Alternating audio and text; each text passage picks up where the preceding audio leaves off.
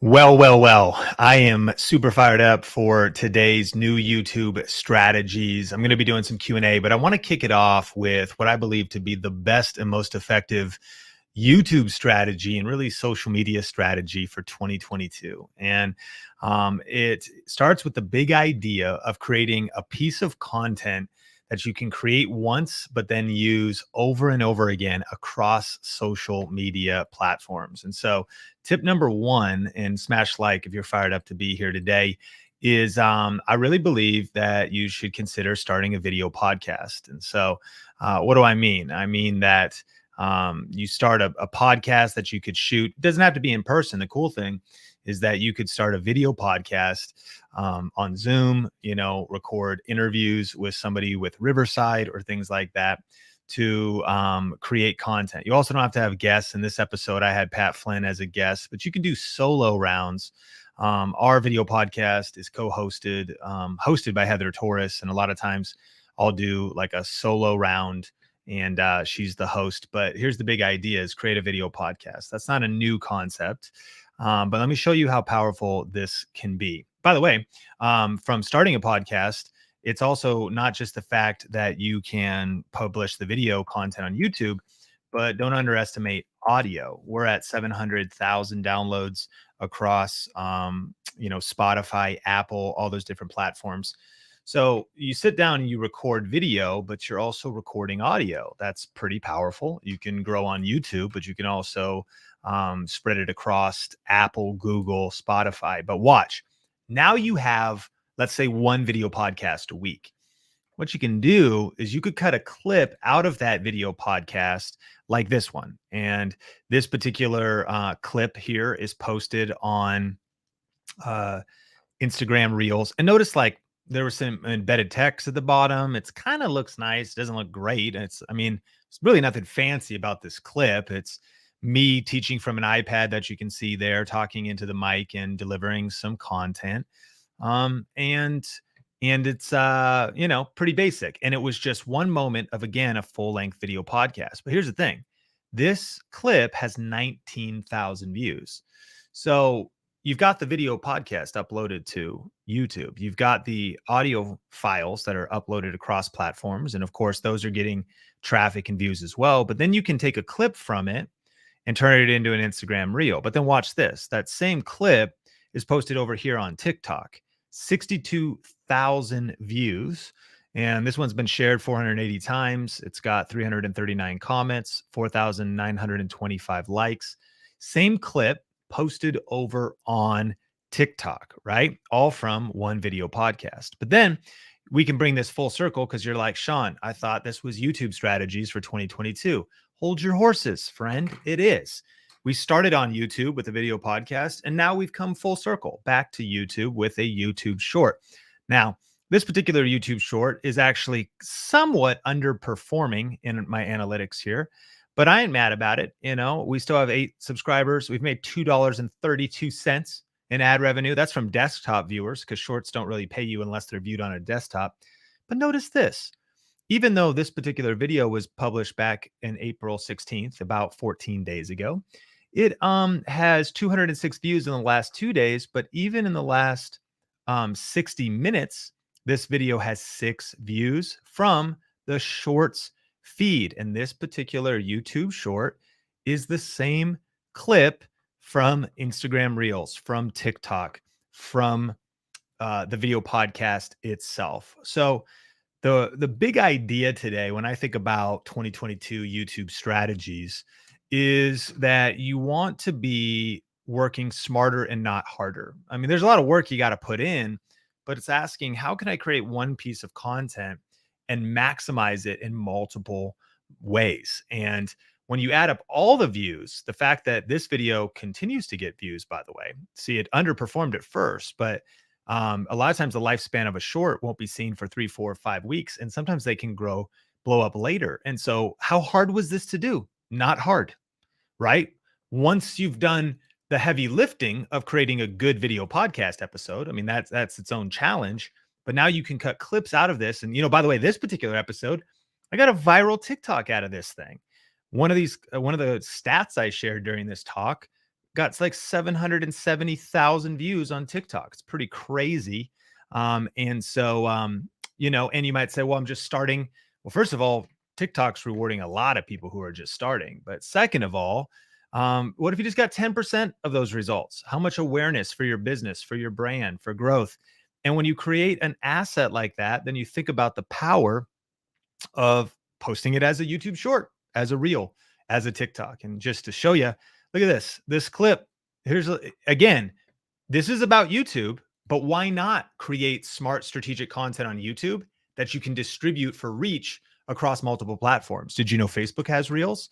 So why not post them there too? And so this guy right here, that's 782,000 views out of a video podcast, which was actually some repurposed content of me doing a little leadership talk with the Think Media team. 85,000 likes. And so if you're fired up, smash like and loving this content. And I actually want to answer your questions. Shout me out where you're watching from today on a rare Saturday afternoon live stream. Hit the like button. And today's episode is actually brought to you by growwithvideolive.com. By the way, it is April 30th at the time of going live and recording this.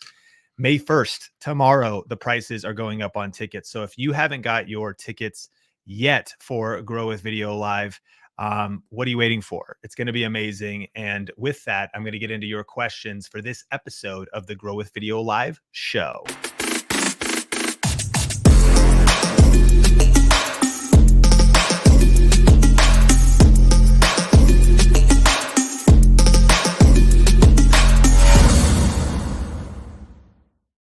Welcome back to the Grow with Video Live show. My name is Sean Cannell, rhymes with YouTube channel, and I am fired up today to hang out and answer some questions.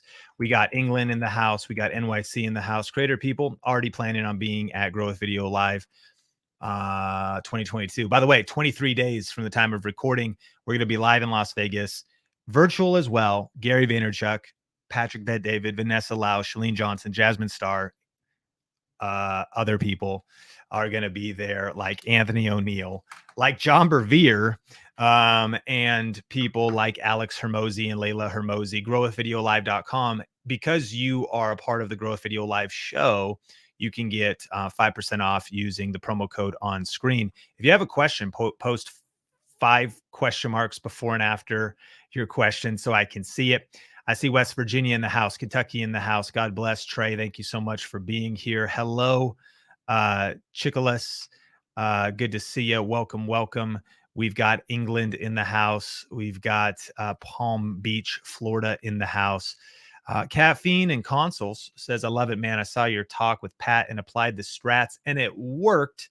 Creating for browse is a real thing. Yeah, the Pat episode of the Think Media podcast was a fire episode. Pat Flynn is going to be at Grow with Video Live 2022. I'm starring your questions. I'm getting ready for some questions. If you know the rules, it's about putting question marks before and after your question so I can make sure to get to it. And super fired up to answer some of your questions. So here we go. Can I convert an in-person ticket to an online ticket? I believe that you can.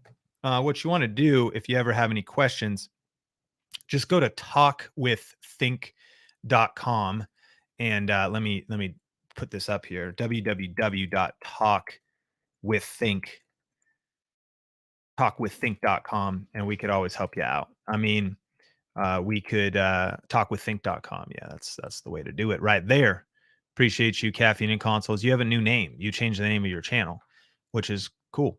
Talkwiththink.com. Probably Monday, you schedule a call sometime at the beginning of next week. We'd love to jump on with you and help you out. If you want to convert a ticket, upgrade a ticket, you can upgrade from virtual to in person. If you want to include lunches, you can upgrade to VIP. Can posting a short right after posting the main video hurt your video's performance? It's a good question. You know, really videos are judged on YouTube. Each video is its own, kind of has its own merit. It's judged on its own click-through rate, its own average view duration, its own watch time. However, if you upload too many videos, there's the theory that you could crowd homepage placement.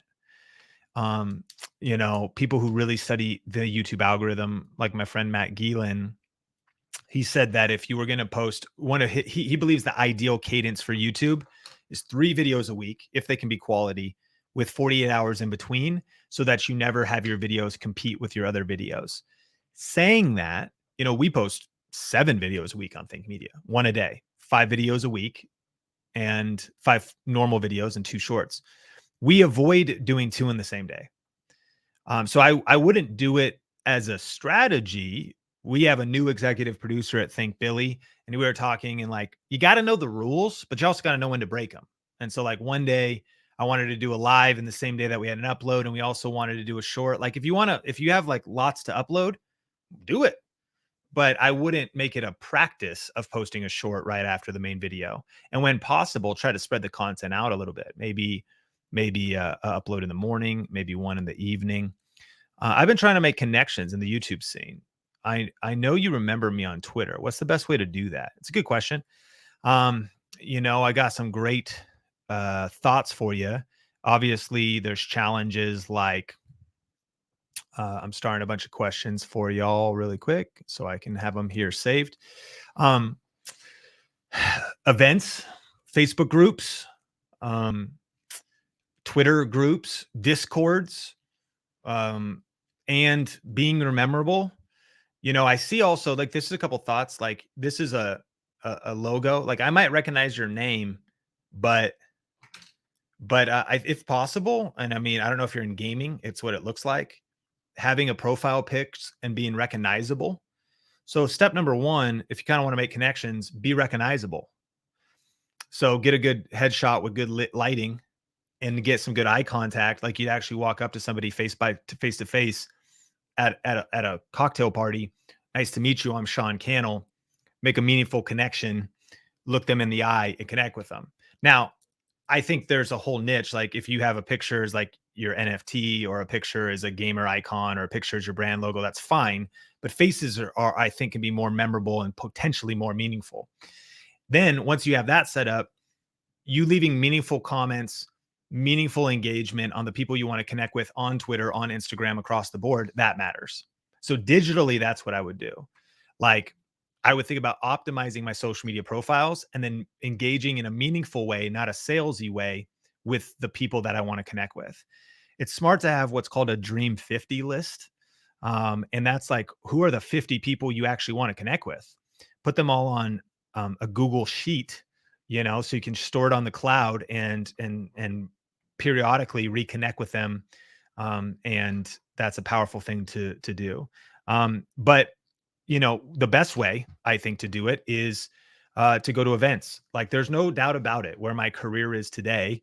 And I understand there could be limitations to this, but like I've been to VidCon 6 times. I've been to Vid Summit, all of them, I think. I've been to, Growth Video Live. We're on year 5 right now, but also Traffic and Conversion Summit, Social Media Marketing World. Like I know it's like, well, it's like easy for you to say. Well, it's not easy for me to say. Like I was intentional I was going to events when I was a videographer. I would volunteer at events. You got to get in the room. Like one of the best ways in a social media world that lives online is to make meaningful connections offline, meetups, events, conferences. A lot of times I've found that people I want to connect with, it's almost impossible to connect with them online because it's too noisy.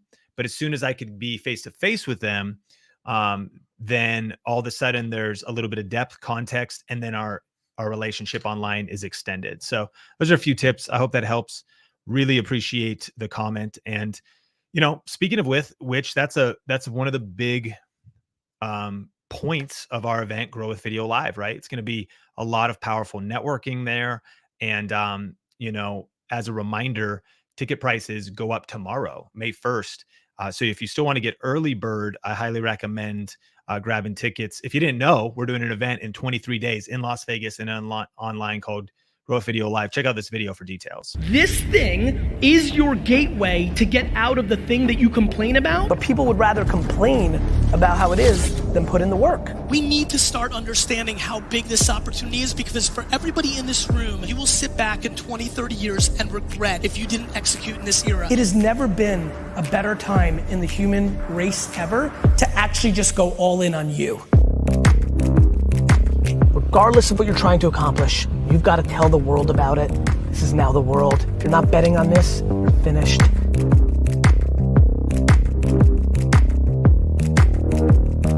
This is your golden era right now. There's never been a better time to be you.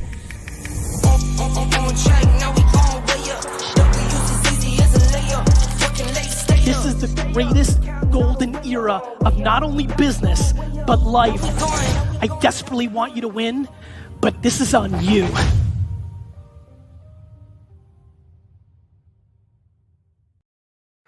May 23rd and 24th in Las Vegas, Grow with Video Live. By the way, right now, ticket prices are at the lowest they're going to be, and you can save an additional 5% off using the code GWVL show when you check out at growwithvideolive.com. It's happening May 22nd, 23rd, and 24th, May 22nd, Sunday night going into it. You can see all the details on the website. There is a third day. It's a business mastermind day. So it's separate from the main event. But if you want to be an intimate group at kind of a higher level, man, I'm fired up. We've got Tanner Fox, Sean Holiday, Sebastian Angus, Rice Gum, Pace Morby, Matt Stefanina, Matt Bontrager, Josette Pimita, John Brevier, Andre Jick, Pat Flynn, Evan Carmichael, Dylan Vanis, Benji Travis, Aaron On Demand, Omar El Takori, Anthony O'Neill, Shalene Johnson, Jasmine Starr, The Rose Show Live, Ryan Pineda, Brett Knutson, Emily Baker, Vanessa Lau, Heather Torres, Sean Cannell, Patrick Bet-David, Alex and Layla Hormozy, and Gary Vaynerchuk. What are we talking about? Like, this is insane. And so it's crazy to see how this event's come together. And again, I did want to get this stream in just because, like, if you've been on the fence, you could save the most by buying the early bird tickets. You know, we still have some tickets left, but prices go up literally tomorrow because it's May 1st. Welcome to the end of April, friends. And so growwithvideolive.com is where all the details are. We're doing Q&A, smash like if you're grateful. And I'll keep smashing your questions. Post 4 or 5 question marks before or after your question if you want to get it in the queue. Is Brevier there for a general session or a special session? It's a general session. It's a leadership session, though. It's 8 a.m. on Tuesday. So the event's all day Monday, all day Tuesday. And John Brevier's kicking off the day to get our mind right, our heart right, our leadership right. And really excited to have him there for that session. All right. We got any advice on the best way to make videos to push my embroidery business? Also watching on YouTube from NC. Okay, so one of the goals, I think, is a mindset shift. The goal would be not to promote your embroidery business directly. The goal would be to attract your ideal client, customer, by adding legitimate value to them. And then as a byproduct, they discover your embroidery business, if that makes sense. So I would ask, who is the perfect person for your embroidery business? Like, what is the business model? And then how can you create content that will attract that person? Sometimes we're a little too on the nose, if you will, about, like, if you make business commercials, you make videos just about your business. If you don't really add any real value, then you never really grow. The key is to add real value up front, help people get results in advance. The key is to create content that people really want to watch, to create free content that's so good that people should pay for it, but they're grateful because they're getting it for free. Then people will discover your business, or when you point to your business, you can have the most success. I hope that helps. Peter says, thinking about starting a channel, but talking about different topics that lead to something. For example, we want to talk about our debt-free or weight loss journey that lead to our IVF journey. So your story is important, but the viewer you're helping story is more important. Here's the biggest mistake, Peter, people make.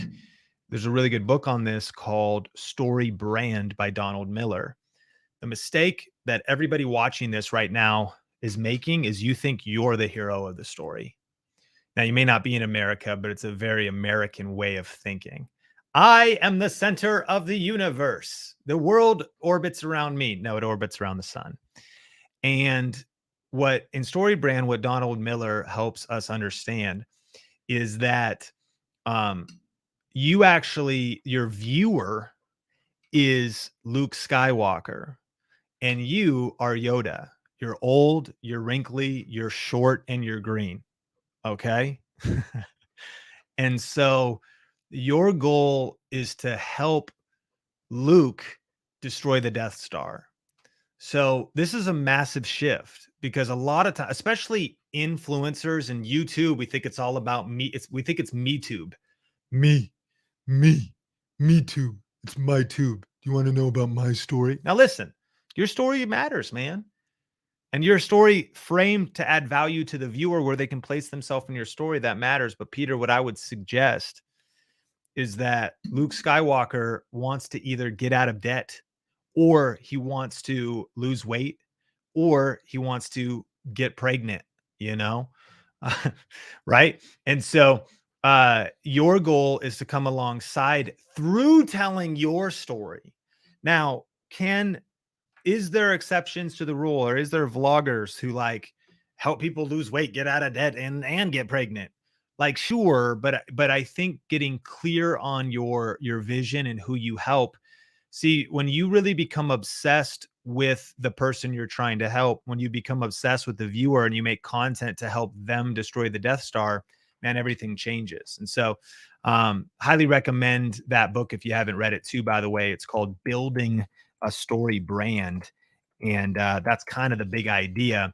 And 99% of businesses, YouTubers, creators make the mistake of, again, they think they're the hero of the story, when in fact, the businesses that do the best are making the viewer the hero of the story. I think that's worth a like smash on a Saturday. All right. Thanks for the comments coming in. I like what we're seeing here. And let me smash. I'm trying to star and get ahead on as many as I can. Brandon's coming out for Grow Up Video Live. Brandon, can't wait to see you in person, flying all the way in from Florida. We got Jason that's going to took time off work to watch it online. By the way, that's a great idea, because don't just get the virtual ticket, but get the virtual ticket at growupvideolive.com and then block the time to sit down, take notes, meal prep, get your coffee ready, and really buckle your seatbelt, because it's going to be 2 power-packed days. You see how many speakers we have. We're bringing the fire. You better be ready for just getting blitzed with strategies, insights, mindset training, coaching that's going to give you an absolute edge, not just in the next year, but for the next decade, for building your brand with video. How can you add a lead magnet to your YouTube description? So if you want anything to happen in your YouTube description, I highly recommend that you just put it in the top 3 lines, Lydia, and that's the punchline pretty much. I mean, you could add it anywhere, but let's give it an old look here to Omar's recent YouTube studio video. So what we have here is a shot of Omar's legs. Could we see that again? That'd be great. Omar in shorts, the off scene. There it is. And that the uncropped, hoodie on the top, short shorts on the bottom, All right. So you can see here that this is a brand deal. All right. Maybe you didn't notice that, but there's a link above the fold, and it's a link to a GVM light, which was incorporated into this video, which is a brand deal. So this clickable link, and one thing to know about a YouTube description is that HTTP or HTTPS is necessary. You want to make sure the link is clickable. If you don't put on the HTTP : / the link is not clickable. I know that sounded pretty geeky, but it's not clickable if you don't do it. And that's it. See, like, that's right up there. So the question is just whatever you want to happen, Lydia. It's like, is it an affiliate link? Is it a link to your website? Is it a link to a brand deal? Is it a link to a lead magnet? You could put it down there. And then do you give a clear and articulate call to action in the video that lets people know they could click on that link and get something of value? That's probably the most important thing, is not just putting it there like people are just going to discover it. By the way, some good copy around it's important, like making it clear around maybe some emojis or something can kind of even spice things up. But a verbal articulation in the video itself, like I'm flying solo out here. So let me see if I've even optimized the description here. I don't think I have. So what is this one? I mean, like this is actually a great example. So notice this video is broken. Okay, this link is broken, growwithvideolive.com. So if you go to the description on this YouTube video at this exact second, um, the link is wrong. So I'm going to make it clickable by coming in here and I'm going to go HTTP live. We're here live and we're doing it together. HTTP / save. So now if you happen to be watching this on YouTube, that link to the Grow with Video Live website should be clickable now. And let's test it, because you should always test things to make sure you have no dead links. Boom, we're in there. We're ready. It's happening. So again, like I would typically add a lot more to the description than this, but I got ready for this stream like 6 minutes before I went live, which is kind of the power of StreamYard too.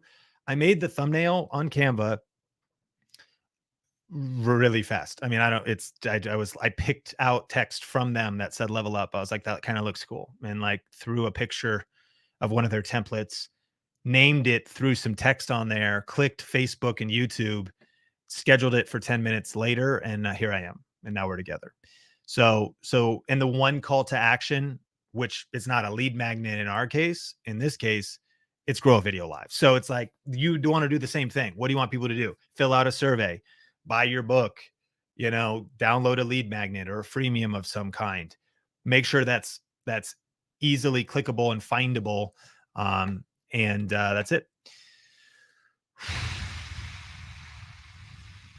Plaxin84 says, I bought the Grow a Video Live package from the 1K, but I'm not sure how to find my ticket. So we've probably already emailed you, but you're good. We'll email you for sure. Just make sure you're getting emails from us, junk mail, spam, promotions tab, Sean Cannell, something to search in all those places, and information should be already in your email inbox, but you're golden. You're good because you did get a ticket in that bundle. So I'm excited to see you at Grow a Video Live. How to become a local YouTuber's intern. Who's the local YouTuber and where do you live? Do they even want an intern? It's a mutual relationship. You don't exactly want to DM them and say, hey man, can I become your intern? Hey bro, especially maybe it's a girl. Hey, do you need an intern? I'd love to come over and help you film videos. So you want to consider like the social dynamics. It's going to be a lot easier if that creator is looking for interns. Like a while back, you can always send us info to at workwiththink.com. And we did an internship open door. It's kind of closed now, but like we'll do it in the future. But I mean, I think you just fire off clear emails. I think there's a whole kind of a dance to it. Let me shoot straight with you, Joshua. Most of the time, and we don't perceive it this way, but most of the time, like taking on an intern for a lot of creators can actually be more of a burden than a blessing.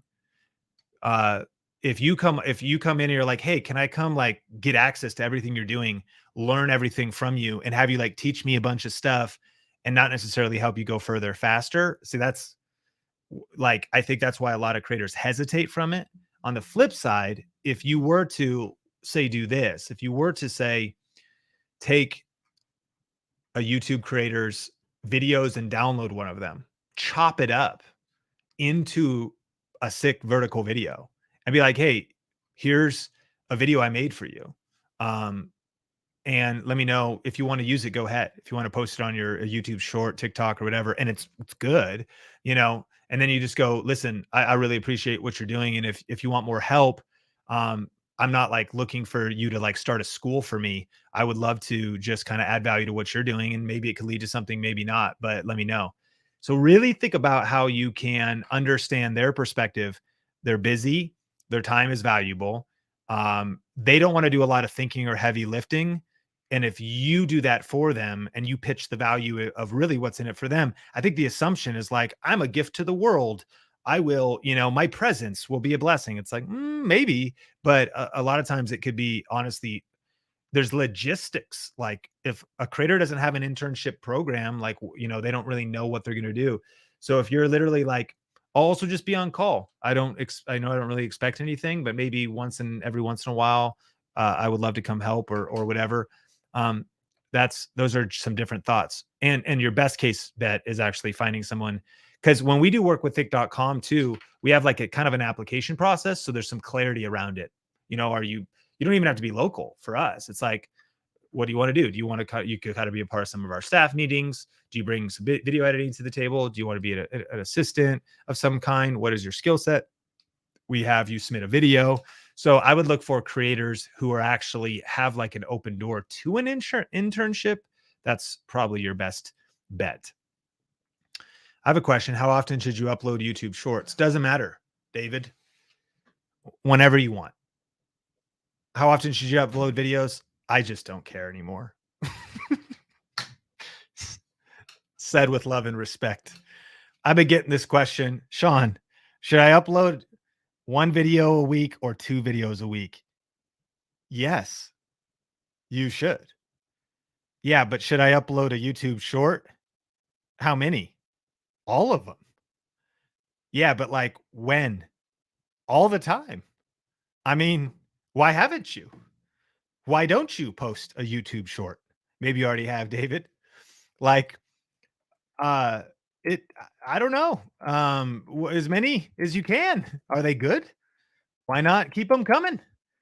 I'm going to your channel now to look and to see you. And David, I'm going to kind of call you out, man, because you're here in love, but you're here for coaching. And you asked me a question, David. You haven't uploaded a video in over a year. Okay. And so here's the thing, man. Upload videos. And like, I'm going to use this opportunity, David, to just like really speak directly to you. And again, I hope you understand I care about you because I want you to win, period. I want you to succeed. And here's a secret though. You will not be able to succeed on YouTube if you don't upload videos on YouTube. And everyone in the chat said amen. And everyone else was like, his advice is too simple. Not really. Dude, your last upload was a year ago. So you're on this stream and I'm grateful you're here. But I think there's a deeper question underneath the question. Like, why are you here learning but not taking action? Like, I'm grateful you're here, but I'd actually rather you stop following me and start posting videos.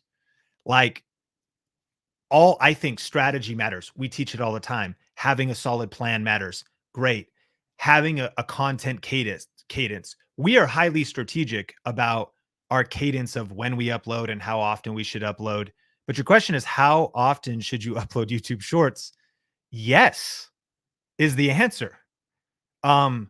Today and tomorrow and the next day. Now, they should be quality. And so that's honestly the only threshold. We're 7 a week on Think Media, but we also have Nolan and Omar and Heather and Sean. And then we have Steph and Kyle helping edit. We have Billy helping us. So we have a high bar for quality. So our volume is increased. Our quality stays the same. In the long tail, we get an average of 80,000 views every video. And now we're uploading 2 shorts on the weekend. And we're trying to think about what the quality is of those as well. But I want you and David, I'm channeling this energy past you towards everybody watching this. Stop pondering. Stop asking 50 questions and overthinking every single move you're making and start just posting videos on YouTube. Like, you can't steer a parked car. And the cool thing is David was posting, but he stopped. So the key is like, you got to get the car revved up again. And stop worrying about what other people think and stop like thinking, asking them, well, will this be right? Or will this be judged? Or will there be a hater? Or will there be a troll? Like, probably, but who cares? Your dreams are bigger than the critics. The only way you're ever going to actually get momentum and success is by taking massive imperfect action. Phrase of the day, my friend. Write it down. Drop it in the chat. MIA. Hashtag MIA. Drop it in the chat. What's it stand for? Massive imperfect action. That's where the action is. That's where the growth is. You just start taking massive action. Post in shorts, post a long form video, test out a live stream. Well, what if nobody is on my live stream? Go live anyways and pretend 1,000 people are there. Don't turn on your live stream and go, oh shoot. Oh my gosh, I knew this was a bad idea. Okay, I'm gonna wait for people to join. Okay. So I don't know what I'm talking about today, but let's wait until people join. Okay. Shoot. Oh yes, someone's here. Oh, they already left. Okay. No, don't do that.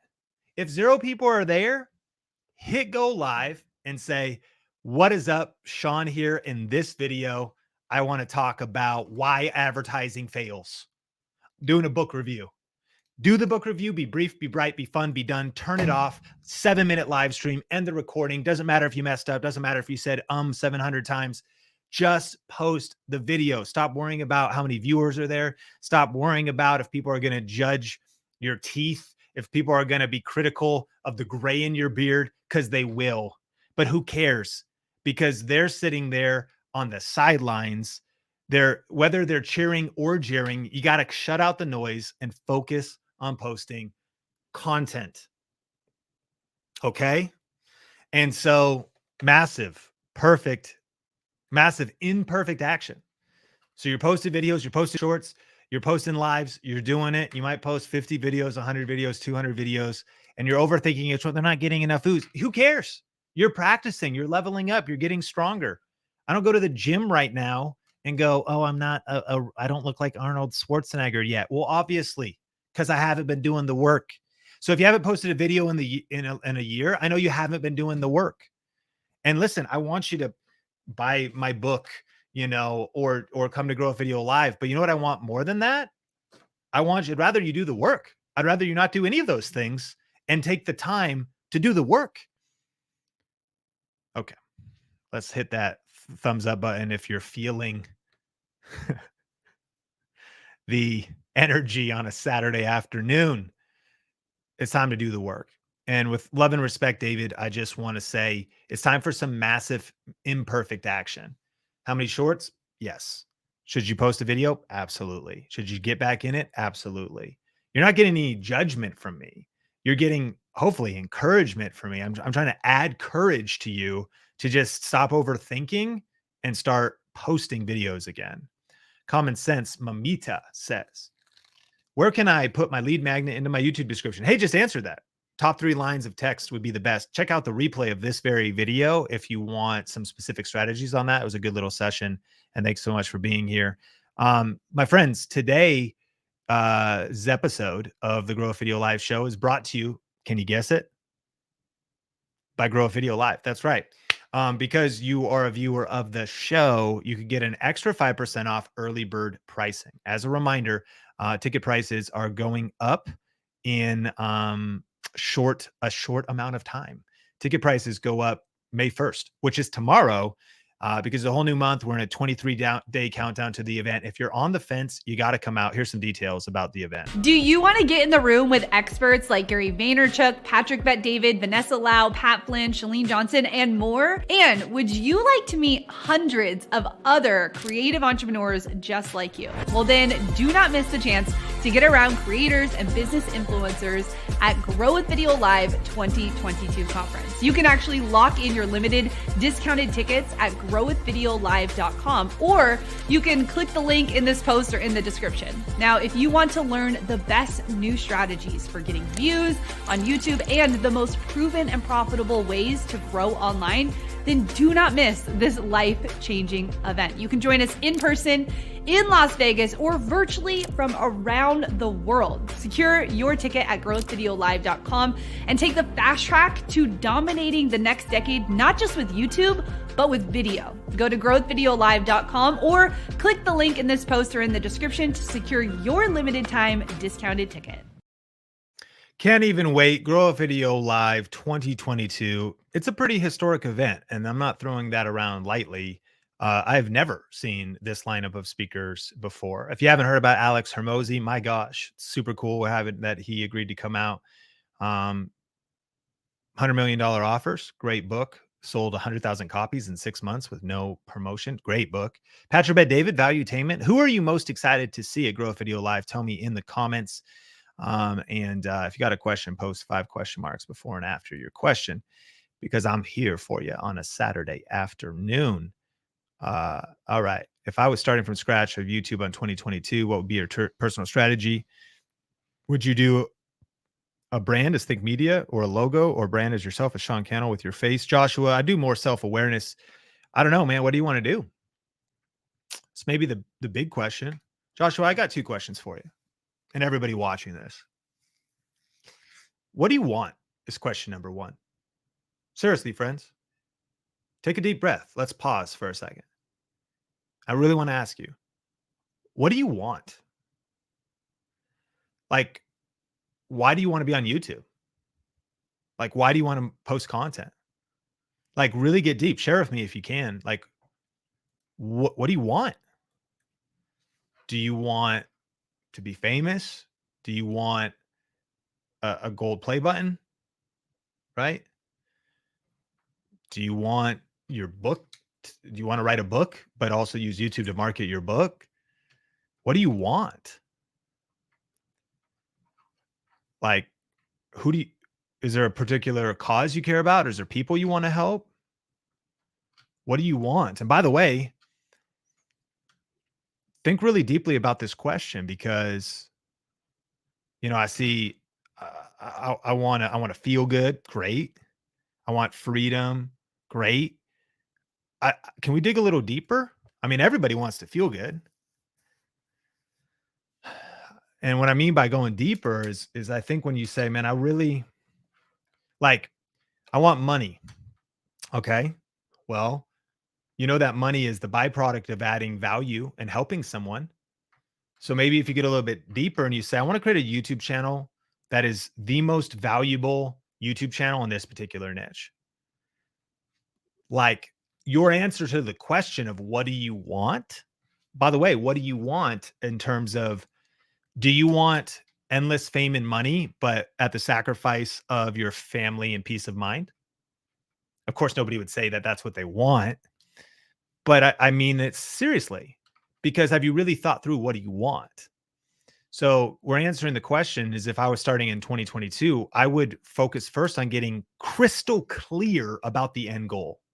At Grow a Video Live this year, we're going to be talking about our 7R system, the 7 R's of YouTube success. But what's kind of crazy is I made this framework years ago and we've been refining it.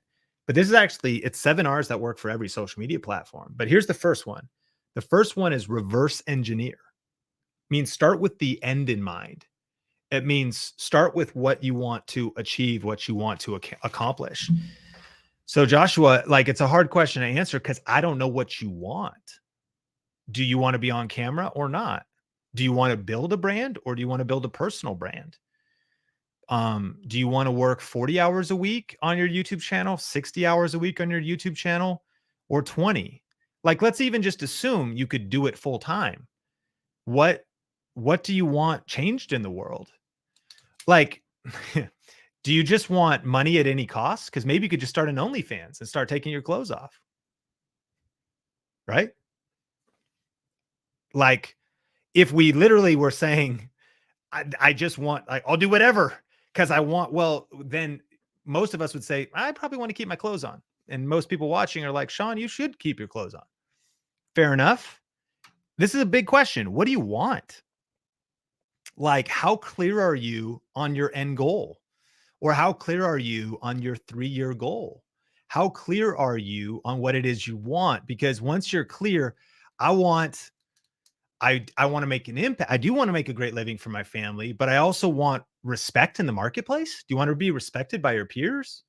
Do you want, you know, how clear are you on how you want to feel, what you want to be doing with your time, what business model you want to be in? What do you want? And then here's my second question. Um, what do you have, Joshua? So if I was starting from scratch, those are the two questions I'd answer. What do you want and what do you have? So do you have a good idea for a brand? Do you have a good idea for a channel? What skills do you have? What experiences do you have? What talents do you have? What collectibles do you have? Like if you have done collectible card games for 20 years, then maybe you should start a Pokemon or other niche gaming channel because what do you literally have?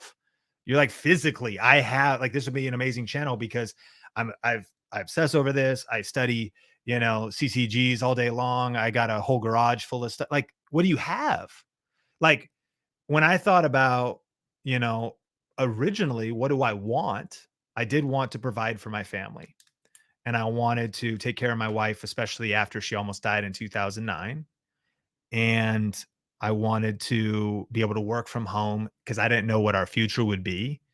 But I also wanted to make a difference with my skill set. And I also knew that there's no success without service, or there's no lasting success without authentic service and actually helping people.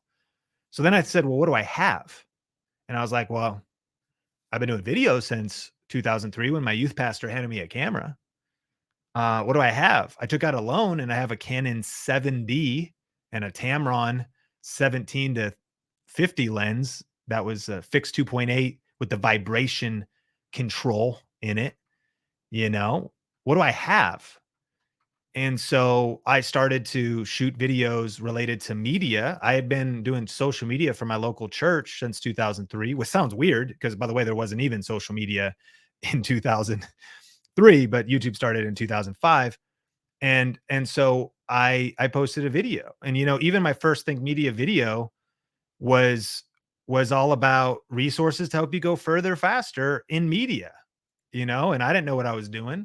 But what do you want? I knew I wanted to tap into this creator economy thing. Nobody was calling it that back then. And then I just thought about, what do I have? I had a by the way, look at this laptop on the shelf. I thought in my mind that was like a 10-foot by 10-foot LED screen. Like I put that there for like graphics. I thought that I was like, that's our website. And I was like, look at it. It's cool. It animates on its own. Maybe it's like this tiny, like Toshiba $300 laptop that I stood in line at Best Buy on Black Friday all night long. Actually, my friend Rob Okerstrom held my spot. So I was able to get there at 2 a.m., wait 3 more hours, get in and get the Toshiba laptop that could barely edit video. What do you want and what do you have? I had a webcam. This is a webcam. I had a message. In this video, I was like, media is going to probably be big. I've been doing video and some social media for my church for a while. I'm here to help. So that's maybe not what you thought was the answer to the question, Joshua, because there's what I would do, but I want to spin it on you and everybody else. If I was starting YouTube, well, yeah, there's 48 strategies I could give you. However, I'd actually rather turn it and say, what's the best strategy for you? And you're going to get closer to an answer to that question when you think about what is it you really want?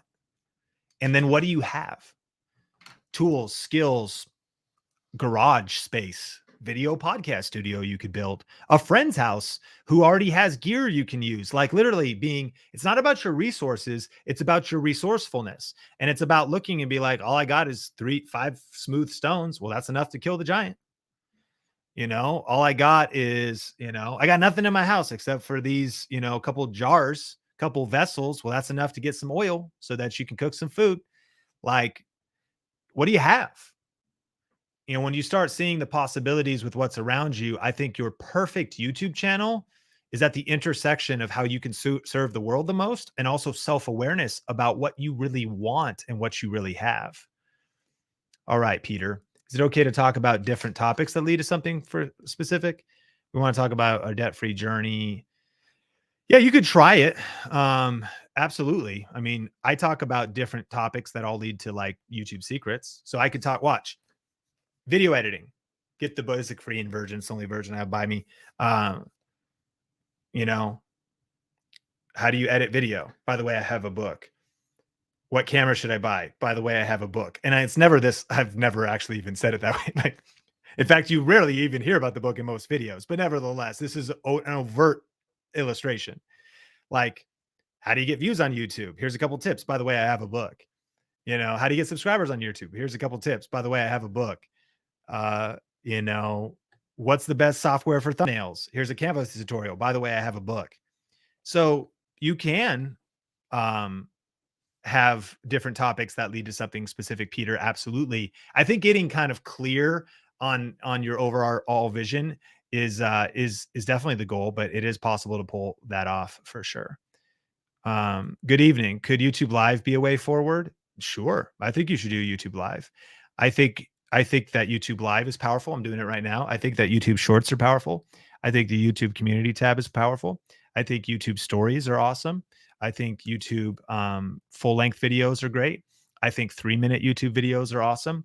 I like 5-minute YouTube videos. You know what else I like?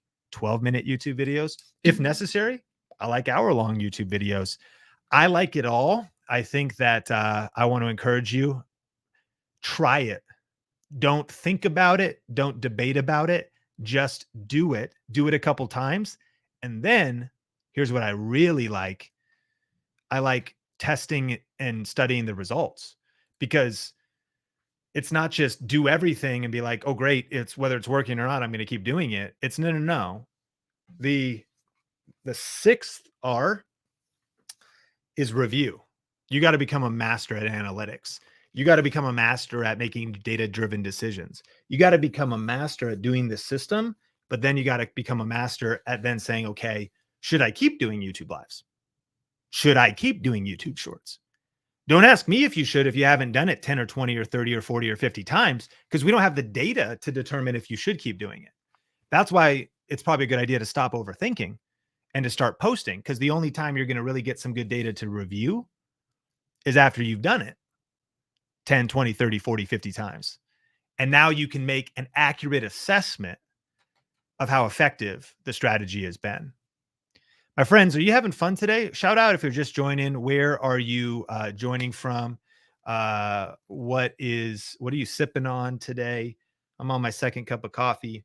Onyx Coffee Labs is the sponsor today. I'm just kidding. That would be so sick. Come on, Onyx Coffee. Let me give you some information you didn't ask for. So it's my favorite kind of coffee right now, and it is amazing. Now you might think I'm a little bougie because let me show you one of my favorite ones. Let me show you the one I just ordered 2 boxes of it. Onyx Coffee Labs. Do I have an affiliate program? Shoot, I should link up an affiliate link. This one right here, man. The Costa Rica Las Lajas SL28 Natural, $36 for 10 ounces. Dude, people are out here buying, Rolls Royces and Bentleys. I'm out here buying Costa Rica Las Lajas SL28 Natural. I took a second mortgage out of my house so I could buy 2 boxes of this coffee. This is what life's all about. So anyways, what are you sipping on? I'm sipping on some Onyx coffee, not that one. I ran out of that one. I had to order more. And we're answering your questions. You should try Pharmacy Coffee, something local to me in Lush. Okay. Can you tweet me that? So, because this chat will probably go away. Ooh, A+ Russian, sipping coffee in the Northwest. Everett, Washington. Neighbors Naturals. I forgot what's that place called. It's a really good coffee place up there. We'll be up there in the summer. And Narrative Coffee in Everett. If you ever have a chance, check it out. Narrative Coffee. in Everett, A+ Russian, highly recommend it. Kes, cars, San Antonio, Texas, sipping on water. Cheers. We got London Fog Tea, smooth and relaxing. Main Games, thanks for being out. All right. So, loving Riot Energy, sparkling tart cherry watermelon tea. So good. Cheers. Loving it. Northern Carolina, Northern California. Cheers. Thanks for being here. If you have a question, if possible, throw 4 question marks before and after it. And that'll help me see that it's a question. Evelyn, for some shorts channels, they're doing 2 to 5 a day. I think you have to question, like, we wouldn't do that on Think Media because, well, there's also a way to turn off the box of notify my subscribers. Some people are making the decision to not notify their subscribers when they upload shorts, to just let the shorts do their diligence to like populate in the shorts feed or not. So we're uploading 2 a week and only 1 a day on the weekends. Other people are doing multiple a day. You got to ask, I think, about the deeper question is what is your strategy? Joshua, should you make an LLC for content? I'm not a CPA. I am not a, obviously, I'm not a tax professional, and everything I'm about to say is for entertainment purposes only. But I love this topic, and I got some serious knowledge for you. That's all for entertainment purposes. By the way, if you want kind of that next level and you haven't heard about at our event, Growth Video Live, today's stream is brought to you by Growth Video Live. Growth Video Live Platinum is our next level. It's a 3rd day. It's a business mastermind. You can even get 5% off the Platinum experience. We're going to be sharing a lot of tax strategies. If you're further along in your business, you want to set up your business right, that's definitely something to check out. But I like this stuff. And thanks for the super chat, Tommy. Let me see if I can get to that in a second. But the LLC question is this, should I start an LLC? I don't think you need to, personally. And that's what my CPA told me. I was making YouTube video, making a couple $100 from AdSense and affiliates. I was doing freelance video, and I was probably making 20 grand a year from side hustle while I had a full-time job. And I said, hey, CPA, pretty good one too. Should I start an LLC so that I can get like better tax benefits? And they're like, you make 100K a year from your side hustle? I was like, nah. They're like, why do you need they go, do you think you're going to get sued? Or do you think there's any legal liability of what you're doing? I go, nah. They go, I don't think you need an LLC. Did you know that as a sole proprietor, you can start itemizing your taxes and taking write-offs towards a business? Just as a sole proprietor, using your EIN number. This is here in the US, and this is only entertainment purposes only. Please do your own research. But one of the smartest things you could do for everybody watching this is start moving your way through the cash flow quadrant. And I learned this in a book called Rich Dad, Poor Dad from Robert Kiyosaki. And this is a highly recommended book. And it's the idea that you want to move from being, let me actually look up the cash flow quadrant for you, and then we'll land the plane on this great question. So here's where people kind of are. Let me get a good enough version of this so it's nice and crispy for you. Oh yeah, you ready? This can be good, friends. I didn't know we were going to get this geeky. So most of us, probably a lot of us on here, are in the E quadrant. You're an employee. You have a job, a job, just over broke. And the amount of active work determines your income. By the way, respect. Like I worked at Red Robin for 10 years. Okay. And waiting tables, I wore the bird costume, employees, you're trading time for money. So then you become self-employed, which is what you should do. In addition to being an employee, you should start a side hustle. Why? Because there's tax benefits. So even if you have double a W-2 income, the reason you want to become self-employed is because now you can start taking write-offs without an LLC. So did you know you can write off your home office, You can write off a camera. You can write off software. You can write off online courses. You can write off tickets to Grow a Video Live. Now, according to the IRS here in America, even if you go negative in your self-employed job, your for a couple years, you're allowed to take losses when you're starting up your side hustle. And so you basically can zero out your self-employed income. Eventually, the IRS will deem it as a hobby, but I think you have 2 or 3 years. And if there's any CPAs here, you can let me know what the date is. And of course, you always got to do your due diligence to see what it is. But when one of the big unlocks that I hope it was worth your time to be on this stream today, and we'll go into the other 2 quadrants, but is you should start a YouTube business. You probably already have if you're watching this. You should itemize your taxes, and you should write off cameras and computers and software and subscriptions and airline tickets and hotels and travels to conferences. This changed my life back in 2008. So I started thinking different, and I started to move into the self-employed quadrant, which is a good progression. Then eventually you want to become a business owner. And the cool thing about YouTube is videos can create passive income for you. So it says you own a system. Now income's working for you, not just when you're trading time for money. So for example, you look at somebody like Nolan Molt, who's on the Think Media team. And Nolan Molt is an employee of Think Media. And he shows up and he works for money. By the way, so do I. Like, I don't know why people are out here thinking, I just don't want to work. Dude, work's a blessing. God created us to work and find joy and purpose and fulfillment in work. So work is a blessing, but you also want to be working smarter, right? And so Nolan is an employee, but he also has his own YouTube channel, and he's ranked videos. By the way, those videos work for him because it follows a system.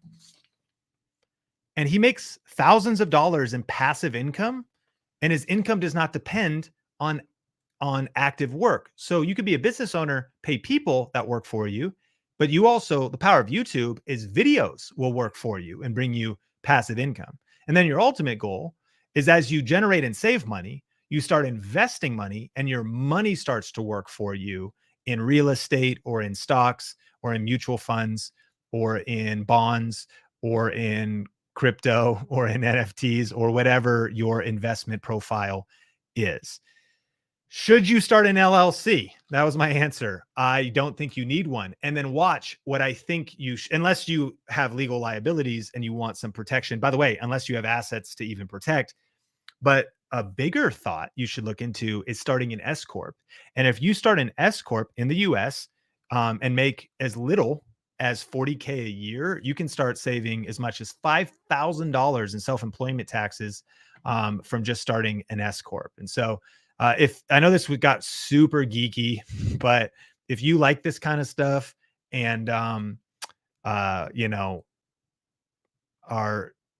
hey, can you repost that super chat question? I'm sorry, it timed out. I'll see if I can find it. If you repost your question, type super chat, all caps. And I got another super chat to hit up here in a second.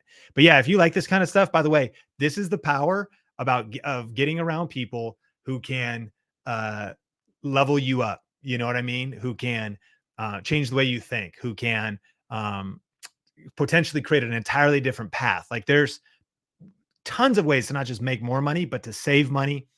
There's really smart things you could do. You don't have to make even a ton of money to save money on taxes, which is just being wise. This is all ethical.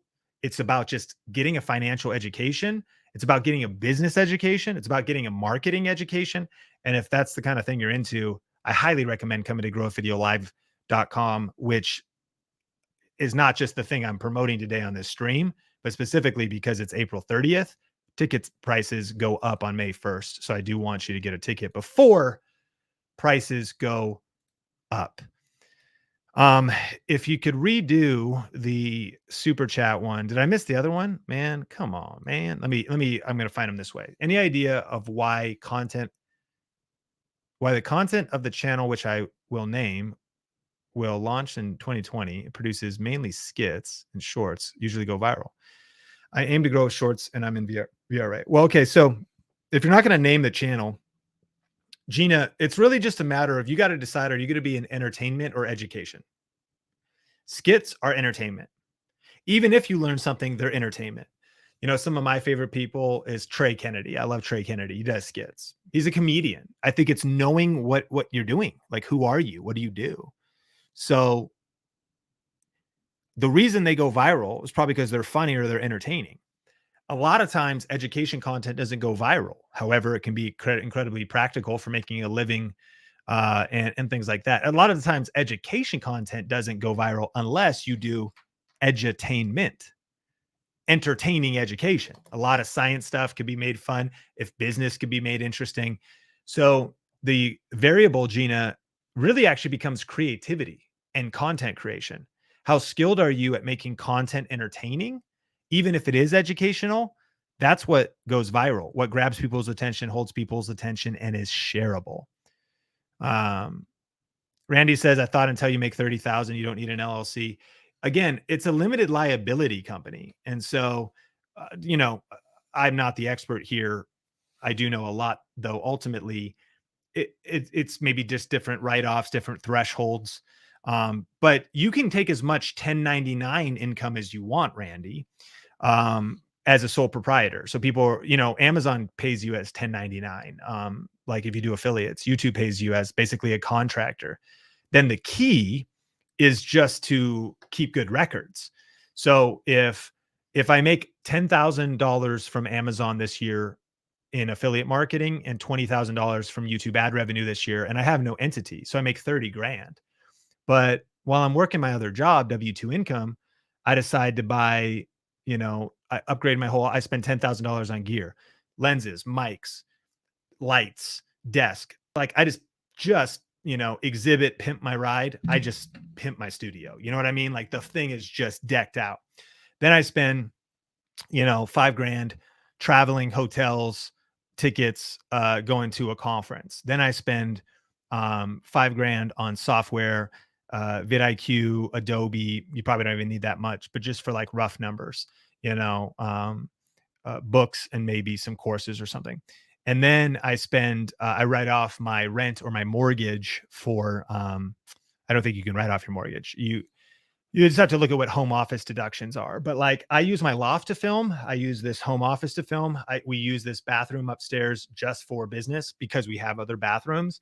So we measure all the square footage in these places. We write off a percentage of our internet. I write off my phone. I write off, and the percentage of my internet just has to be reasonable in the IRS's mind, which I'm here right now using my internet. So do we use our internet to watch Better Call Saul season 6? You better believe it. But I use it all day. So it's probably like, we write off like 85% of our internet fees. So now if you followed that string of math, anybody like this geeky stuff, or should I let it go?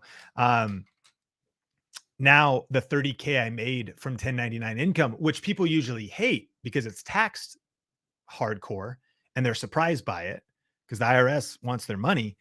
You've itemized it all to zero because all the gear and all the software and internet and the new iPhone and everything else zeroed out that income.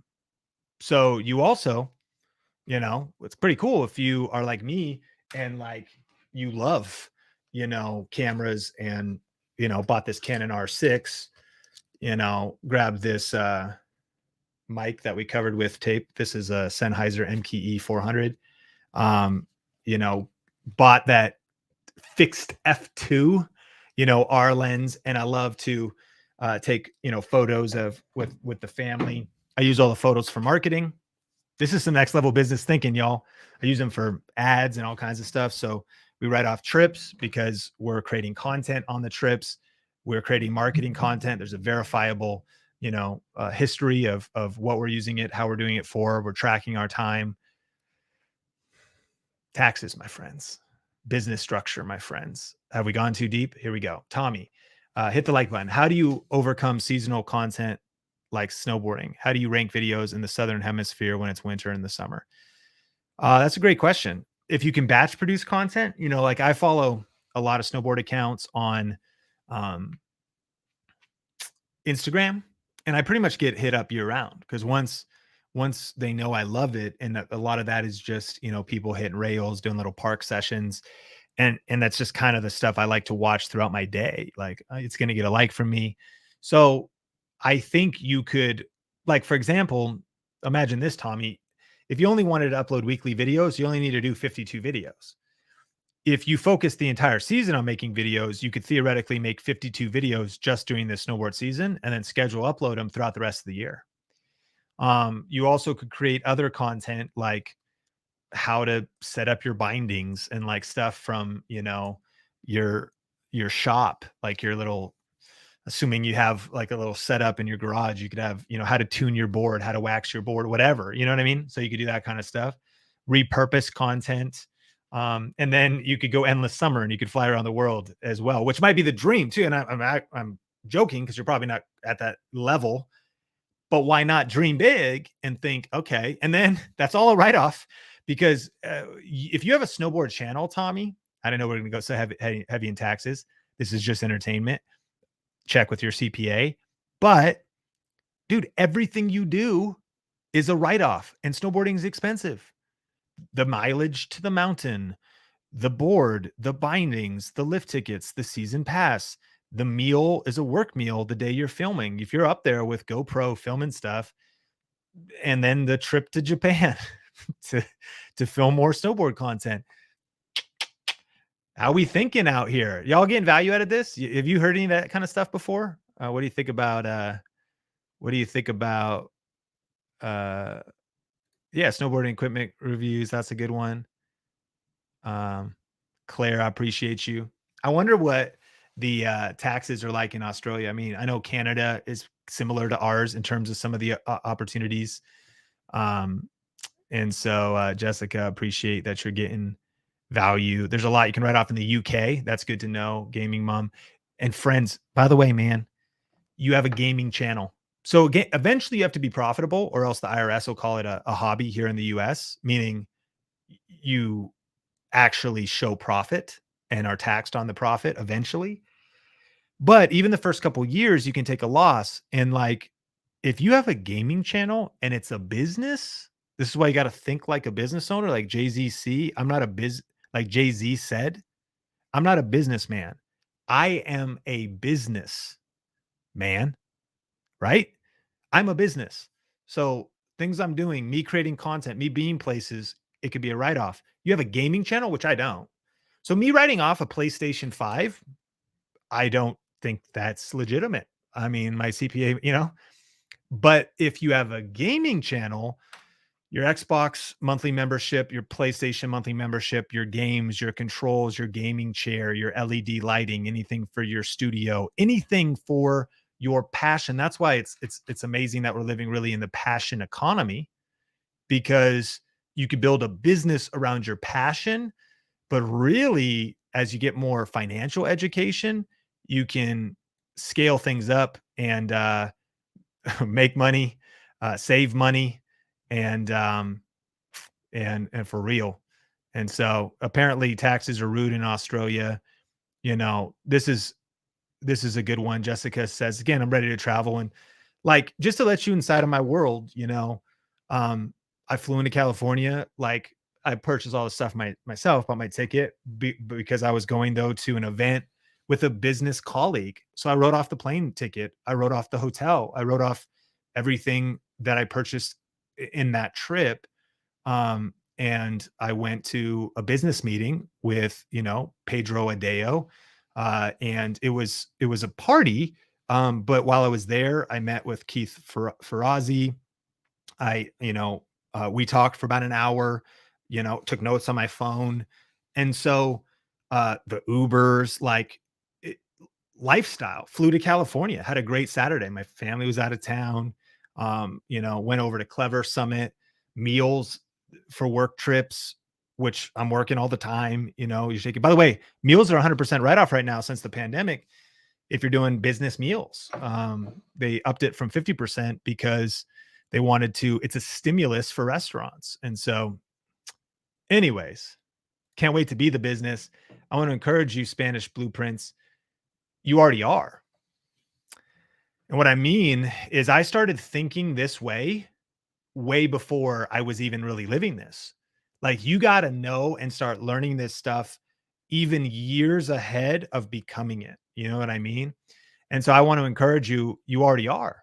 Like, it starts with making a decision. And this might sound a little esoteric, if that's probably the wrong word. But even in terms of here in the US, what the IRS would say is when are you in business? The moment you make a sale. When do you make a sale? The moment you get $1 in AdSense, the moment you get a super chat, one super chat, maybe $5 comes in the moment you sell an ebook. So when are you in business? When you make a business card? No. When you set up a website? No. When you set up an LLC? Well, yes, but people set up LLCs and make no money. When does your business start? The moment you make $1. And so in 2009, when I started Clear Vision Media, I wasn't even monetized yet. But when did my business start? When I went and got $100 to film a blues band at a local church in Lake Stevens, Washington. I collected $100. They wrote it to Sean Cannell. I'm in business. The moment you make a sale, the moment you make some income. And those early years, this is true for most businesses. Most businesses are not profitable for a few years, 18 to 24 months. Why? Because you're reinvesting your education, gear, equipment, travel, product development, content. It takes time to make money, but you can start. So everybody watching this right now can make a decision right now to say, oh, I'm not going to dabble anymore. It's time to dominate. I'm in business right now. I'm a business owner right now. Like, my YouTube channel is a business. It's not a hobby. My social media presence is a business. It's not a hobby. My personal brand is a business. It's not a hobby. And I'm going to start treating it serious. And even if it takes me 2 years, 3 years, 5 years, 10 years, I'm going to work my way through the cash flow quadrants. And I'm a business owner. And I started thinking that way years before we saw what we're seeing today at Think Media. And I encourage you to think the same. Smash like if you're getting value today. We're answering your question. If you got a question, post 4 question marks before and after it.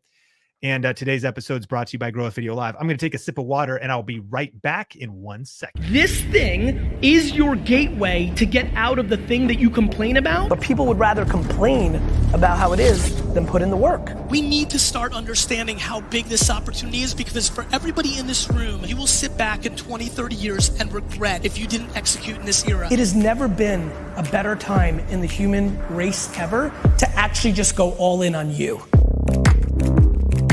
Regardless of what you're trying to accomplish, you've got to tell the world about it. This is now the world. If you're not betting on this, you're finished.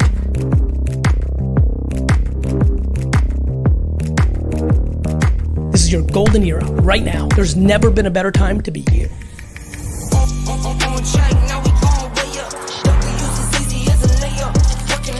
This is the greatest golden era of not only business, but life. I desperately want you to win, but this is on you.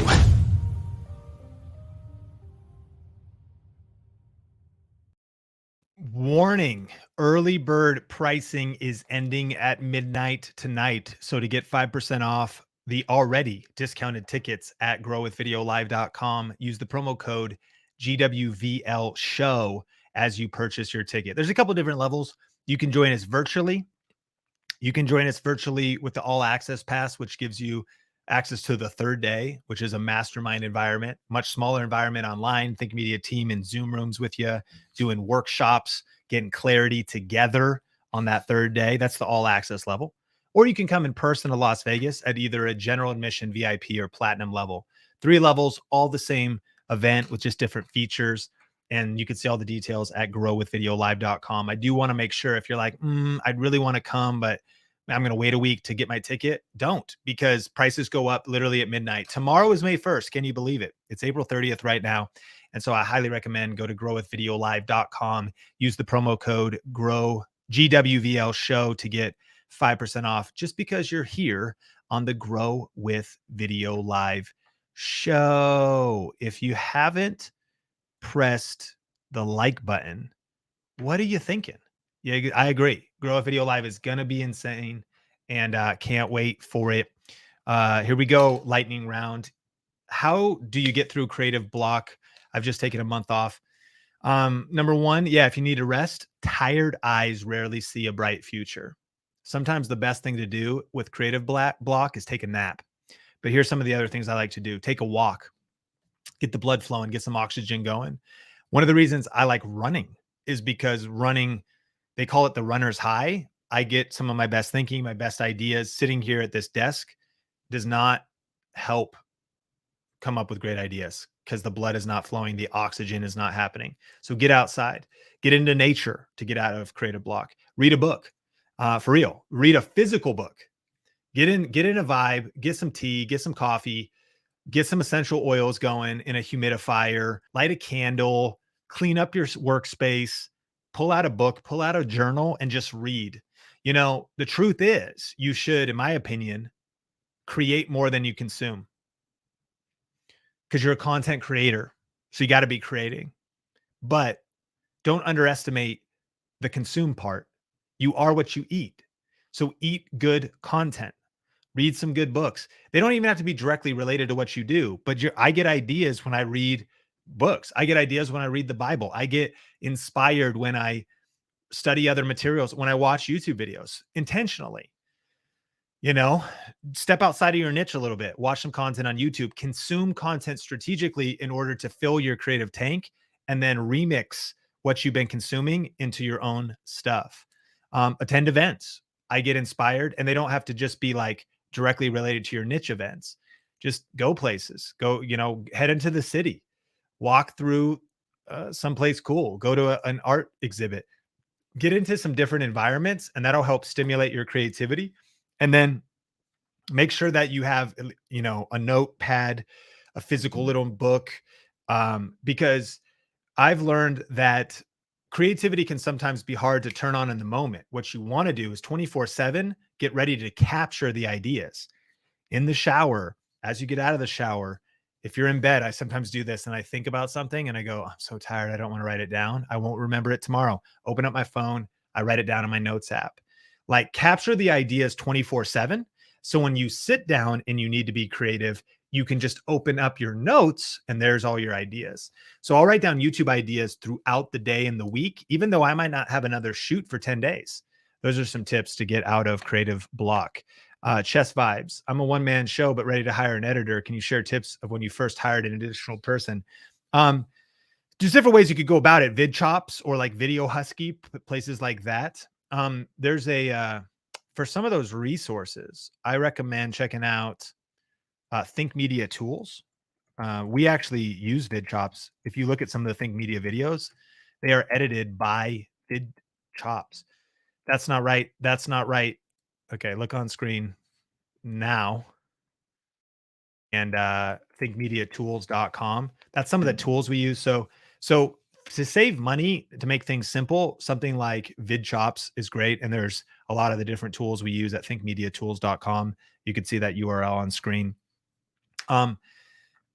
I've hired local people. So I hired an intern from my church.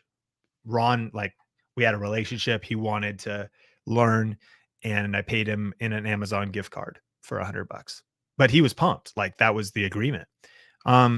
And so if you know someone locally, you could start off with them. Two different ways you also could pay people.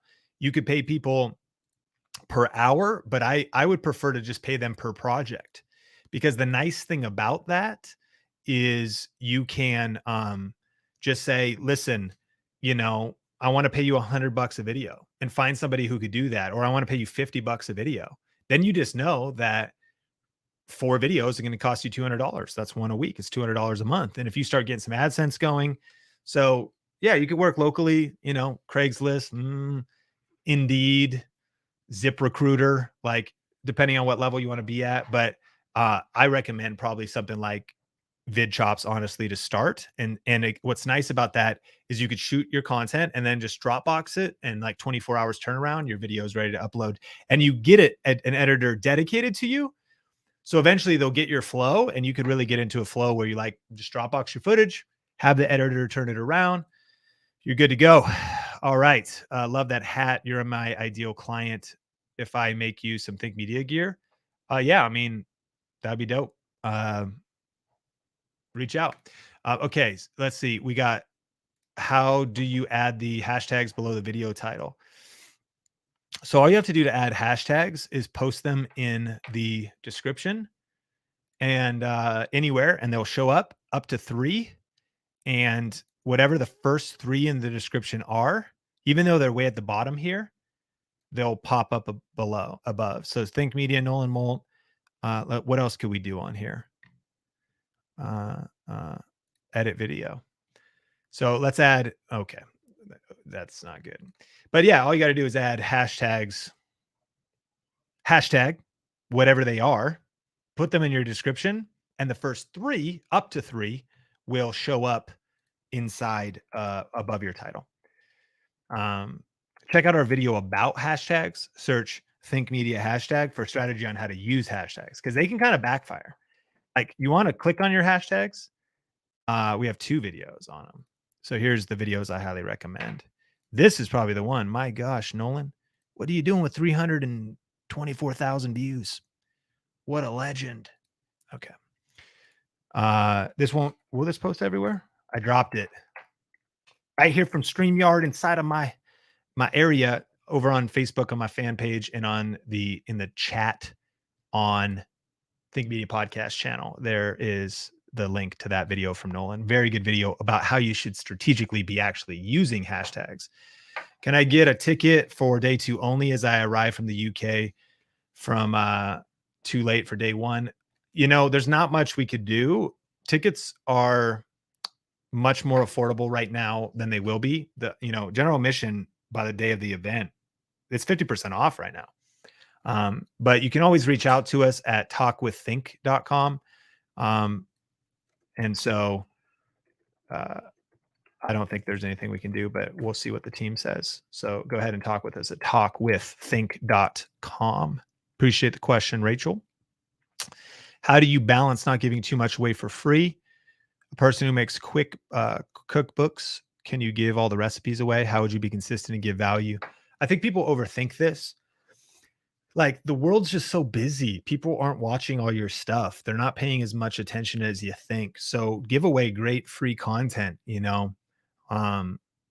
and what people also like is they like the organization and tactile feel. Because, like, here's the truth.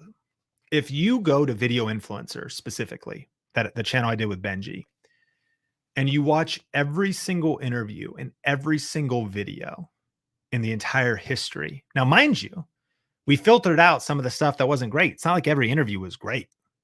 So you have to do the filtering yourself. But if you watched 300 hours of content, you could probably find every tip that's in this book. But think about the power of this book. We took 300 hours of content and we put it into a 3-hour audiobook. We put it into a 180-page book. So you get the right information organized in a strategic way, all in one place. The book has sold 80,000 copies. It's been translated. This is a Korean version. It's been translated into, I think, 7 or 8 languages now. But here's the point. So we, over a couple years, gave a lot of stuff away free, probably everything. But again, maybe it was a clip from an interview here, it was a clip. So people want the cookbook because people want the book. They don't want to watch 300 hours of videos. They're not sure, well, which information is outdated? Which stuff is, you know what I mean? And so then your goal is to do the filtering. And that's also one of the powers of an online course, is the same thing, is you get all the right steps, all in order in the right place, everything filtered out. All updated. And in our course, Video Ranking Academy, for example, there's a ton of stuff that we don't share, on YouTube. Honestly, it just goes super deep. But we give away a ton of free content. And by the way, there is overlap, but you don't get the workbook on, you don't get the step-by-step videos in order. And that's why I think you overthink it, because you could give away a lot of free content, but it's a piece here, it's a piece there, as it would be. You're just talking about one piece of the journey. What the goal of a book or an online course is all the steps in the right order, all in one place. And this is what people especially smart people will do, is they pay for speed. They pay to save time. If you value your time, you don't want to dig around on YouTube. You want all the answers all in one place. You don't want the ads. You don't want anything else. And that's what you're investing in, is you're paying for speed, because time is money. And so, by the way, the good news, Her Healthy Home, is some people only want the free information. Great. But then there's going to be others who go, okay, I love her stuff, and she has this one recipe. Oh, she has a quick cookbook. They'll go straight to the cookbook. So you'll win in both cases. Your brand will grow with good free content, and there'll be tons of people that also get value and are like, dude, I just want to skip the line. Basically, I want to cut right to the front. Let me just get the book. Let me just get the cookbook. Let me save time.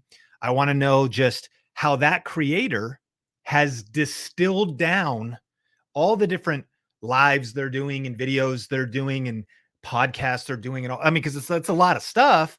That's kind of content marketing. But if they've put it all into a system, all in one place, that's going to save me time. And there could be no better investment of my money than to just shortcut my learning. And so that's what I'd recommend. All right. Any advice on how to grow a channel? Hit like if you're getting value today. It's a Saturday stream. It's 3:55 p.m. If you're on the replay, hit me up with replay fam. If you're on the replay, we're an hour and 30 minutes into this. You're diehard if you're on the replay and you're this far into the video. So let me know. Yo, Sean, hashtag replay fam, diehard with a vengeance out here. Any advice on how to grow our channel on YouTube to promote it? We do car reviews, how to DIY videos and exhaust videos. I think you're probably doing it right. I mean, if you're making tips that people want, you know, let me see here. Let me see. Where's your channel? Why can't I find it? M&M? Oh, M&M Car Shepherds. All right, here we go. So your thumbnails, I don't like this small font on the thumbnails. It's kind of hard to read. Maybe is almost unnecessary, because honestly, like, the car's pretty dope there. You could almost zoom in a little bit more, but like, I know it's the 2022 Mercedes Maybach because it says in the title. So I don't even know if you need the text on the thumbnail. Just thought, I mean, they're fine. Cars are sexy. Like, I like this thumbnail is great. You know, I'd consider the lighting in this picture here. I'm kind of being, I don't know, that's not going to make or break the channel, but like, the yellow here pops, the angle is dramatic. That's just thumbnails though. Success leaves clues. Let's see. Why? Ask yourself, why did these videos do well? And it seems like, is this just like for entertainment value, or is it how to? Because this just is like saying, hey, this is what it sounds like. You know, it's what the revs sound like. So if people want to hear that, that's like one thing, but I think you could be doing a lot better if you had more utility content, or if you thought from utility. Like, if you were like, let's see here, Golf Mark 6, okay, exhaust, and let's see, straight pops. Okay, so this one, revs install. Okay. Yeah, I mean, it seems like you probably know your niche. Like, success leaves clues. The production value is pretty fire here. What's going on here? Dude, I just like this zoom in. Okay, this looks like a promo video. Sheesh. Black on black, dude. What do we got? Are we talking about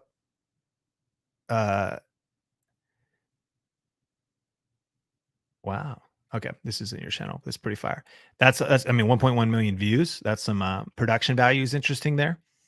And I don't know why that one got so many views. So I mean, I'm just kind of doing a flyover here. I would look at, why do you only upload one video in the last? Okay, like, upload more videos would be a good way to grow your channel. Because you are getting good views. Yeah, I think where to promote it, get in just keep spreading your brand in places, uh, Discords, Facebook groups, if relevant, as you guys get known for what you're showing and what you're doing. Um, like you're just off to the right track. And my thought is, you're definitely off to a good start. And partly, I mean, you've only been doing this for a year, and I think that's half the secret. You got some 14,000 views, 4.8 thousand views. So final tips: improve the thumbnails. Success leaves clues. Car photography is tough because there's a lot of cars are big. There's a lot of car to show. How do you show it the thumbnail? Look at different angles, and whatever to think, and look at the top viewed videos to kind of think about how things are framed up, whatever. In some cases, like, I don't know if like you guys both need to be in it and the car and whatever. So, thinking about thumbnail composition, thinking about titles and the angles of the video you're doing, um, studying maybe some competitors and looking at some of the topics and what they're doing. But here's my big takeaway for you: you've only been doing this for a year and you haven't even posted that many videos. Keep going. Like you want to grow it, but it's growing. Like that's all, you get 8,000 views a month. On the other side, I think there could be some YouTube short opportunities for you. I think that, posting more and continuing to just double down on like what's getting 43,000 views. Cause if you could remake, obviously easier said than done, but if you could remake this over and over, then you're going to keep getting 10, 20, 30,000 views because you're doubling down on a particular type of video. That's going to drive your subscribers up. It's going to drive up, results on the channel. And then the more videos you have out there, the more chance you have for breakout videos, and game over. We talk about 16 types of videos in our Video Ranking Academy program. And that's, I think, your final opportunity. And friends, get ready to take notes, because I would recommend writing some of these things down. I'll tell you whichever ones I can do off the top of my head, but in any of our channels, experiment with different video types. Okay. What do I mean? 1, answer specific questions. How do I install a certain exhaust? How do I fix one piece of the car? Answer specific questions. 2, review specific products. Such and such catless downpipe review. That is trending. Review specific products. Okay. 3, teach specific skills. How to, reprogram the chip, make the chip. I don't know if you could do that, how to tune the chip in the Golf. Okay. Teach specific skills, how to tune it yourself, best settings, something like that. But then you can get into like trend surfing and influence surfing. You could react. See, that's a react format. You can react. You could react to the new trailer of that Volkswagen releases about something that Infinity releases. You can react to it. OPC, other people's content. And so influence surfing, you could react to a particular influencer that has a particular car that's relevant to the types of cars you're ultimately into, and this kind of stuff you're doing. And then you tap into something like YouTube Shorts, and YouTube Shorts could go viral if maybe you do just flex the sound. You flex some dope angles, a compilation of the APR catless downpipe sound. So people start sharing it like, oh, dang, this car is sick. Oh, listen to that. Is it shareable? Shorts feed blows it up. And so the takeaway, and again, we teach this in depth, and we're uploading a whole new section of our, there's another good one. Randy, VRA student, the versus video strategy. This exhaust versus that exhaust when someone's about to make a buying decision. This car versus that car as someone's about to make a buying decision.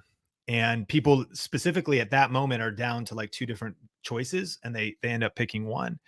And so we teach if you want to learn a little bit more about this, I think thinkmasterclass.com is typically where it is. Yeah, right now.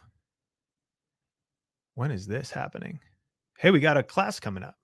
May 3rd, Tuesday. Heather's going to be teaching exactly what I'm describing right here live. If you haven't heard about this, which How could you? Because I'm just learning about this right now. And so yeah, we do these from time to time. The next one is Heather Live. Register at thinkmasterclass.com. And yeah, if you want to go a little bit deeper into some of this stuff, and there's the URL. But here's the punchline: the content formats, like the video types. So you said your promise is car enthusiasts, all that kind of stuff. So if you're watching this, who's the content for? We get in a rut. Why can't you do a React video if your subscribers would like it, that your target audience? Why can't you review a product if your target audience would enjoy that? Why can't you experiment with different content formats? And so, yeah, this masterclass isn't through Facebook. It's on a private watch page. So you don't have to be on Facebook to be a part of it. Thinkmasterclass.com. We just send you the link in your email to this. The next one's with Heather. And I do these. It's maybe every 2 weeks or every other week we go live. And so the next one is happening May 3rd with Heather Torres. It's live 4 p.m. We do a giveaway. We'll give away a live streaming setup with a camera and lights and all that kind of cool stuff. It's on a private viewing page. It's Tuesday, May 3rd, 4 p.m. Pacific Standard Time. You can see all the details at thinkmasterclass.com. And that's kind of just a preview of ultimately, what we teach in depth inside of our Video Ranking Academy program. But again, totally free. Like whether you ever want to join us inside of our program or not, highly recommend you check out that free class. Dude, my voice is on the marathon sprint today. Looking forward to seeing you guys at GWVL. Any thoughts on my channel? Just started last year. Smart. I'm not doing channel reviews. Please do not give any super chats for channel reviews. I am not doing channel reviews. I'm going to do one channel review, but I am not doing any more channel reviews. But really smart to take the bold move, throw in a super chat. And this is the last channel review. Okay, here we go. Love the thumbnails. I mean, a lot of intuition here, simplicity. I love the blue here. Smart to have your face, the plain white card. You can obviously put any text on that. There is like the rule of 3 in thumbnails: your face, the text, and the retirement fund. Clean. I like it. Great thumbnails. Simple. I love them. Success leaves clues, make part 2s. So secret strategies sure worked well. Your secret fire strategy, the secret fire strategy. Obviously, these videos have had time to keep getting views too. So success leaves clues, make part 2s. What are the top viewed videos teaching you? Double down on them. And then a lot of what I would probably suggest, let's see, let me check this out here. Let's turn this off. Let's add the audio back and let's review one of your videos. All right.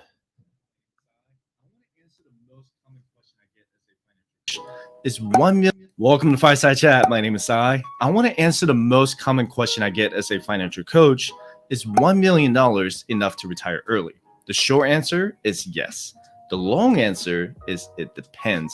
So really good opening. I typically say don't start with introducing yourself, but he got it done in like 2 seconds. And that's kind of cool. I also got to admit, I am kind of fascinated by your background. That why do schools on Mars refuse to teach math? It lacks atmosphere. I like having a little bit of like hold my attention, millionaire next door. I like it. In this video, I'm going to break down the retirement bucket strategy and how to determine if $1 million is enough to retire early. Great. Here, our goal is to also use great. Cash to pay for deductible. So, we can learn a lot from how do you create content, but then like show me something, teach me something. You start drawing some frameworks out. So according to Forbes, this is great. Generate more cash flow, then we will eventually good use of chapters, properties, time codes and chapters. The fourth bucket is our pension funds, and great. NASDAQ is down almost 19%. And then what do you want to happen? I'm assuming you're doing some kind of personal finance stuff. So let's see. Here we go. Get your free fire resources. This landing page could be a lot better. because you don't want all of this stuff. This is all distracting. So think about, like, if you want my name, email, and phone, uh, like, how much are you making on these ads, man? Get the ads off. Who cares about the ads? Because this is a distraction. So here I land on your site. Now I want some shoes. Okay. I don't even care about this. By the way, you just got half a penny from me because I clicked on shoes I don't care about. So now I'm gone. Okay. Next issue. And the ads are not even loading. So that's interesting. Refresh. Okay. If I read left to right, fireside chat, financial coaching services, social media, fireside chat on YouTube, home, about, coaching services, log in. Oh, get your free. Now, obviously it's dead center, but think about this. Like, this is all unnecessary. Get your free fire resources. This also is weak because I don't know what this means. I don't know what fire means. I don't know. This is like, you should call me out. You should say, are you ready to what result? Like, what are these resources going to get me? Let's get to know you. Once you submit this form, we'll send you the link to the fire resources. So dumb it down for me. Like, get your free retirement plan, like 1 step to 1 million, like, summarize it up for me, and potentially use a page, if this is WordPress or something. What is this? Wix? Wix is fine. But see if Wix has landing pages. Wix landing pages. Okay. Yeah. And use a landing page template. So let's see. This stuff all sucks for landing pages. Like, you're going to want something way better than this. So notice some of the ads that came up. Let's see what ads came up. This isn't your biggest problem. I know you want a channel review, but sorry, I'm distracted here. Lead pages, naturally. I moved my website to Wix. Lead page. Okay. Lead pages. So you just want, like, I hate to show you this because it's kind of weak, but here's what it kind of should look like. Thinkgearguide.com. We need to update it. That's the thing. It's outdated. It's 2021. Like, get the online video gear guide free. That could even be better, but like, you're actually going to get something. And notice this page. There's no like contact us, no ads, no like distractions. Like, the goal is to call out, like, why is this valuable? And inside this free guide, you'll learn how to select the right setup for your ideal video needs, the exact gear you'll need, whether you're just starting out or a seasoned pro, the best cameras for every budget. Enter your name and email, phone if you want. Let's get going. Keep it simple. This is on Kajabi, but assuming, because this is great and you're doing great, and as you continue to get people in, assuming, my thought is you want to ultimately help people with coaching. Okay.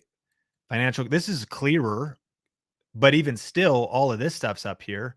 So if you could simplify this down, and even maybe give me an image. It's just, what it feels like, that all that kind of stuff could use some work. By the way, Grow Video Live is going to be great because we'll touch on this business side of things. You want to remove friction. You want to think about basically the UI UX. It's the user interface and it's the user experience. And you want it to be super simple. And maybe that's why sometimes jot form, or sometimes it could be, let's get started. First of all, what's your name? And like, it could be a progressive survey, whatever. That's not the point of reviewing your channel, but smash like if you're geeking out on some of this more niche stuff. Because here's my thought is, even with how good you're doing right now, I feel like maybe, I don't know how good business is, but I feel like things can be incredibly great for you, for whatever it is that you want to achieve, because you don't need huge numbers, because I would assume you have a business model that can really help people with personal finance, investment, or whatever your business model is. So everything looks good here. Make your video, keep leveling up your videos, get 1% better. Success leaves clues. I'm not sure if you're part of, like our Video Ranking Academy fam, but like, lots of stuff there. You're relatively early in the journey, I think. Good job at being consistent too. This is what I like to see. We're out here in a year's time, in a year ago, and we got some videos, friends. Respect the hustle. Fireside chat, man. Pumping out the videos. Staying consistent. There's a little influence surfing. Little Dave Ramsey in the thumbnail. Come on, you know what we're talking about. Little Elon and Bezos in the thumbnail. Come on, influence surfing. Kick the tires and light the fires, Big Daddy. It's time to get it going. Do you see this? This is the respect the hustle. A little bit of YouTube shorts happening. And you know what this all adds up to, friends? 32,981 views. And we're just getting started. But you know what this points me to as the unlock of the day? I hope that was somewhat valuable. And let me know if you have any follow-up questions, anybody, as we but you know what this makes me think about? This makes me just think about how important business models are. And I'll illustrate with this, especially if you're a business owner or you have something you want to happen. You want someone to buy your book. You want someone to buy your course. You want to sell a house. You want someone to, you want to help them with their finances. You want them to sign up for fitness classes with you or guitar lessons. You want them to join your Discord. You want them to go somewhere, do something. Patreon. What most people focus on is just getting more and more and more and more and more YouTube views, more and more and more YouTube subscribers, which is great. And we're here to help you with that. But people, it's like you have a leaky bucket. Everyone just wants to keep turning on more water, but there's holes in your bucket. Like your experience on your website, signing up for your forms and all that kind of stuff. And I heard a stat. How long is the average follow-up time for a lead, which is someone signing up to connect with an agent on Zillow, where you buy homes? How long does it take on average for agents to follow up with a lead that comes in on Zillow? When someone sees a house and they're like, I'd love to talk to an agent, and they enter their name and their phone number and their email. How long? 36 hours. What the heck are we talking about?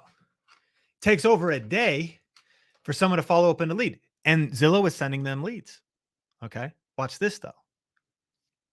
80% of leads on Zillow never get followed up with. What?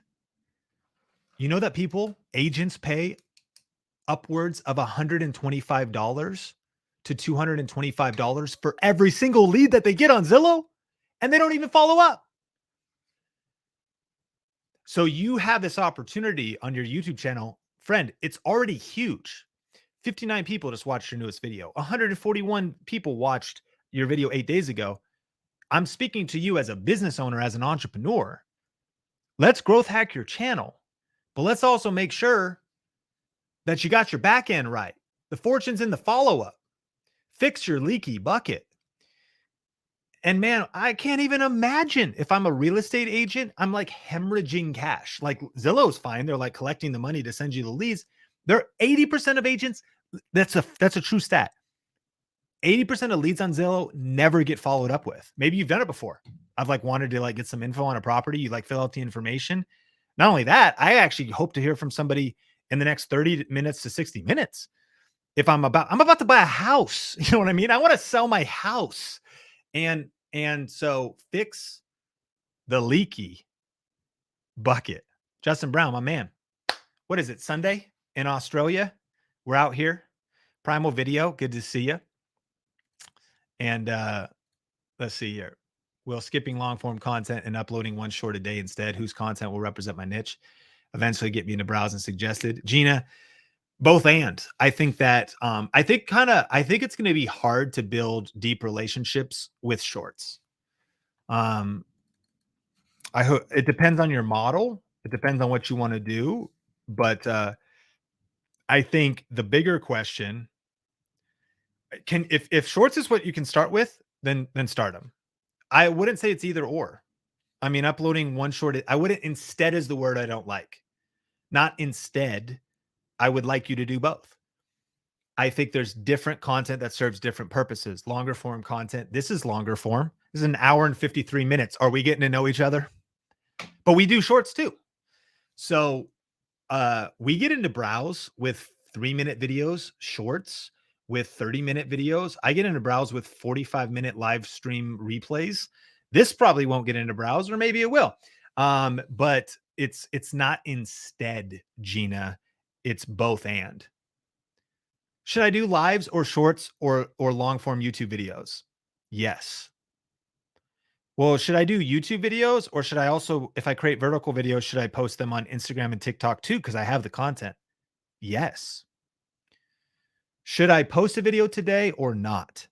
You should post a video today. What if I have to like take a week off though? Will the world end? It might. If you take a week off YouTube, the world is depending on you, your upload schedule. Who cares? If you got to take a week off, take a week off. If you can upload a short this week, and even you're looking for like a mathematical, there's no secret Nicolas Cage, National Treasurer, Indiana Jones, and the secret of the Lost Ark treasure to be found on uploading one short a day. That is not, there's not a formula. Ooh, if I upload 7 shorts, if anyone ever tells you, listen, I cracked the code.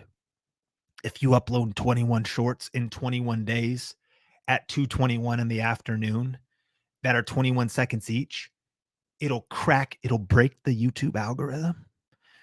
And then all of a sudden the shorts feed will start to reverberate with views.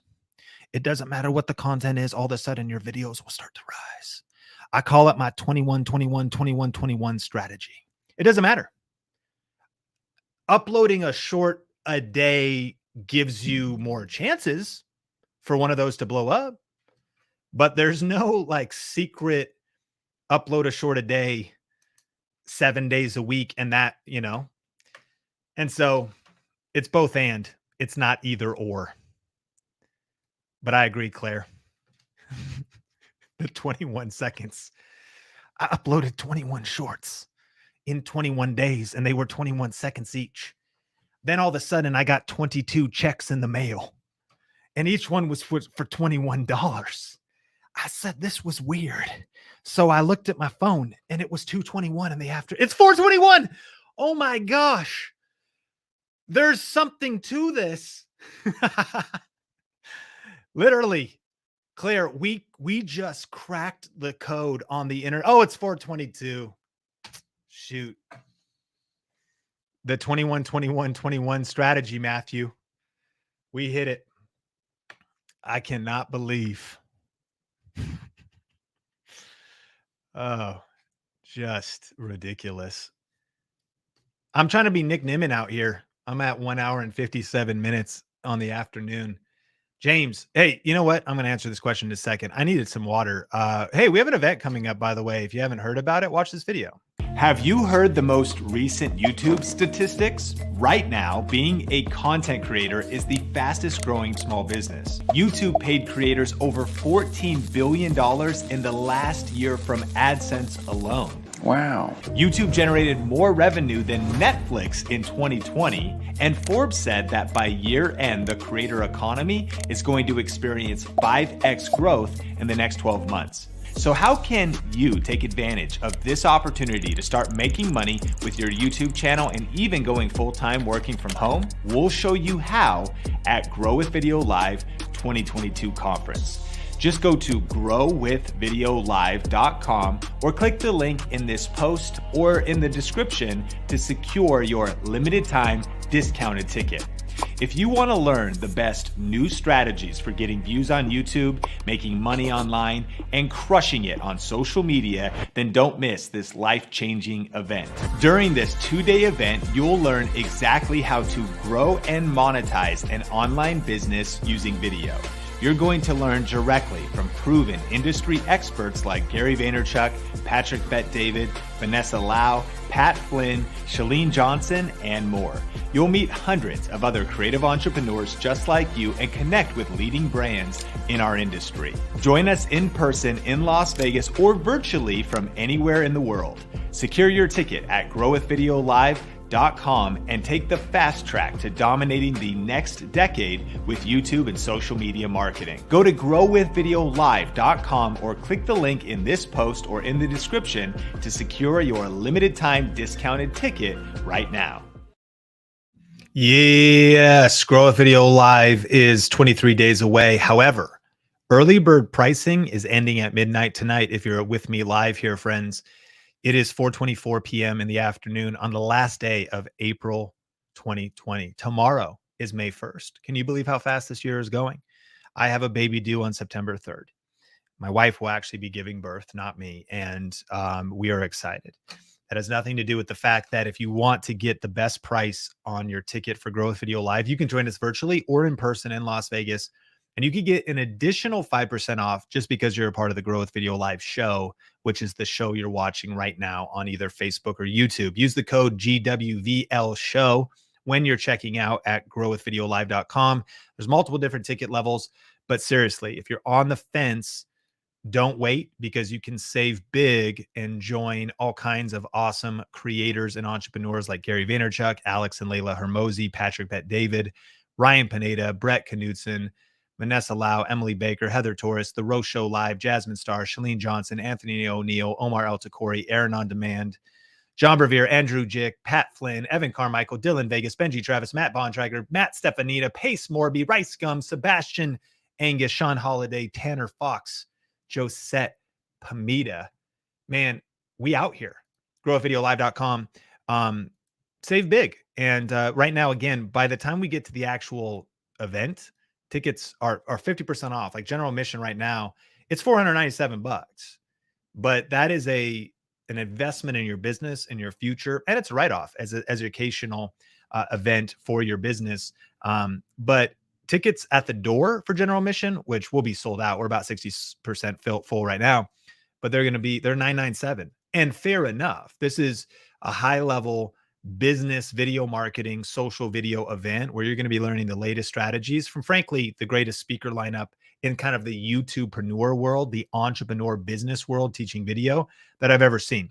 So I highly recommend. Save over 50% off on tickets, plus an additional 5% off right now at growwithvideolive.com, and use the promo code because you are a part of the show. If you have a question, post 4 question marks before and after the question, and I would love to connect with you. The lineup is crazy. 4 or 5 question marks before or after. Let me know. And I got some questions coming in. I'm starring some questions. 3, 2, 1, back in lightning room mode. Document sharing respiratory. What do you recommend for sending files and docs to live stream guests? Dropbox, Google Docs. On Google Docs, we'll do show outlines, and you can make the link publicly viewable, and we'll put the show outline on Google Docs and send that to a guest, add people to it so they can collaborate on the doc, and all the notes are saved in the back end. For our team, we use Slack. We can create Slack channels with teams we're collaborating with or other individuals. We do use Dropbox to actually transfer video files. I believe we use a business account, and we have unlimited storage because we upload a lot of footage. Like we have an editor in Canada and Toronto named Steph. We send him footage to edit. And so that's typically how we send files and docs around. Email, things like that. I hope that was your question. When do I get my ticket for Grow with Video Live? I bought it in January. Did you buy our bundle? Because if you did that, then just go to talkwiththink.com is probably the best place to go. If you're, it should be in your email. Just make sure you check your junk promotions and Gmail or Hotmail spam, promotions tab. Search Sean Cannell and all those places, because we're delivering you your tickets via email. But if you have a question, head over to talkwiththink.com, queue up a call. It'll be this following week, but our team would love to connect with you and get you all sorted to make sure your ticket is good to go, or let you know, we're there to help. Talkwiththink.com would be a great place to connect with us. Natasha, what's the deal with video influencer channel? Is that something you and Benji are still working on? we've kind of sunsetted it, and so we are not still working on that channel. We do have the second edition of YouTube Secrets coming out in a short time, so there'll probably be a stream or two. But he's gone into benjitravis.com. He's doing some coaching stuff, really doubling down, of course, on their vlog. And Think Media has also, it's gnarly, you know, in a good way. We have 25 people working for Think. I'm a CEO, and as family, both of us are dads. So as a family man, both of us really prioritizing how many projects we can focus on. Your business is like a baby. Your YouTube channel is like a baby. I learned this too from Michael Stelzner, friend of mine. He said, you know, kind of like, how many kids do you want to parent? It's a really good question. He's like, and every new project you start is kind of like a child. So let's say you have a child, you got to parent them. You're thinking about them. Let's say you have another child. I got another one on the way. But then watch, you got a YouTube channel, Think Media. Now, maybe it's more dynamic like ours. It's actually a pretty scaled up business. Our event Grow Video Live is like another child. You got to nurture the event, take care of it, you know, and then video influencers is like another child. So at some point, I think in order to do more effectively, it has to do with doing less. 19 kids and counting, you know, sure, you maybe can parent 19 kids. You got to discern your bandwidth. And Michael Stelzner's advice was, he was like, if you start something new, like a new project. And so video influencers, we decided to focus on less projects. So yeah, we haven't uploaded a video there. I'm focusing heavily on Think Media, Grow Video Live, Sean Bradley, Sonia Cannell, my health, you know, and who knows though, it's still there, and we might circle back, and we'll definitely do a couple live streams there at least once YouTube Secrets second edition comes out shortly. Can I use Memoji for the personal touch as a faceless channel, but keeping some anonymity? I think you could. I don't know if you've connected. I don't know if that's like a VTuber type of a thing. But you should definitely connect with, yeah, it's kind of a VTuber type of a thing, right? Okay. So, you know, one of our Video Raked Academy, I know you're a part of Video Raked Academy. What's her name? Madeline VTuber. She's like, I don't know if that's the same thing you're doing, but she's doing some pretty cool stuff. How to be a VTuber. How to be a VTuber. Let's see if we can find her channel. I think it's a thing, and I think you could keep some anonymity. Where's her channel though? Are you familiar with all this? Sci-Fire. Yeah, she could be she'll be a Grow Video Live. Can you imagine if she walked into Grow Video Live as an avatar, like as a walking cartoon? That'd be amazing. So, yeah, like she's also got some great tutorials about how to do things, like how to add movement to your accessories and stuff. So I think it's entirely up to you, to you could do this kind of thing. And I think in the gaming niche, it definitely could work really well. And so, yeah, go for it. Yeah. Saya Fire in the house. Yeah, like a VTuber. I would do it. I would do it. Hey, can you hit like and let me know where you're watching from and what you're sipping on? Vera says watching the replay. Vera, I'm here live. We're meted out right now because this isn't even the replay, but it's actually kind of cool. Like we thought it was. I'm still live, but like if you're watching this on the replay, I'm not, but I am at this exact moment. And so for the 132 people that are here, I am here live.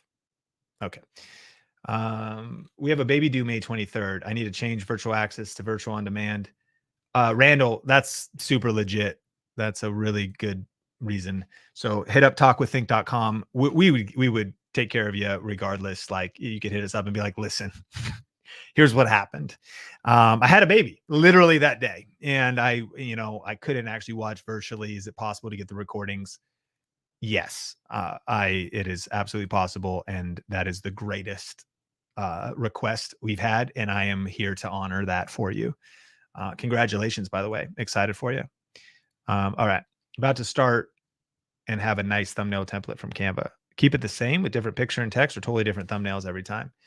So I think that when I go to a channel and every thumbnail looks the same, it starts to drone on. I think if you could, if you alternated through 4 different color backgrounds, that would be helpful, like red, blue, yellow. But I'm a big fan of variety because otherwise your library just kind of all blends together. And if the only thing different is like text, like it all just kind of becomes the same. You could try it for a while though. And it doesn't have to be a totally different thumbnail, but I know that it's a learning curve and I understand I'm much further along in my learning curve, but Canva is insane. Like, again, I made this thumbnail for today's live stream by just looking up a template, throwing in a picture, and then like picking some words. And it probably took 4 minutes before I went live today. And there's a million other, let's welcome to thumbnail training with Sean Cannell. Let's make a thumbnail in under 2 minutes. That's fresh. Here we go. Open up canva.com, go to YouTube thumbnail, and open up some of the templates. Then what you're going to do is just find something that looks good to you. And one of the huge assets you're going to want is some pre-done photos. That would be nice. And so I have all of these thumbnails ready, which is a huge asset. But this is going to help us. So then I'm going to delete that guy. I'm going to insert me. And I would eventually recommend investing in the higher level of Canva because you can use the edit image tool and do the background remover. And you'll just see how quick and fast this is with just doing that kind of for you. And then where are we at? 30 seconds, 45 seconds in. And there's like a zillion templates here, right? Okay, great. Scale up old Shawnee here. Cool. How to create good video. I think we're ready. I mean, done. This could be if it was about that, but let's say like, let's see here. YouTube Shorts tips. Good. How do I get, okay. The background's kind of in the way. So let me move me out of the way. I hope I can find me again. YouTube Shorts tips. Boom. I like that little clicker. Yeah, great. All right. Could we say that I'm done? Although what I would do, as I would move this up and make this nice and big and move this guy up too.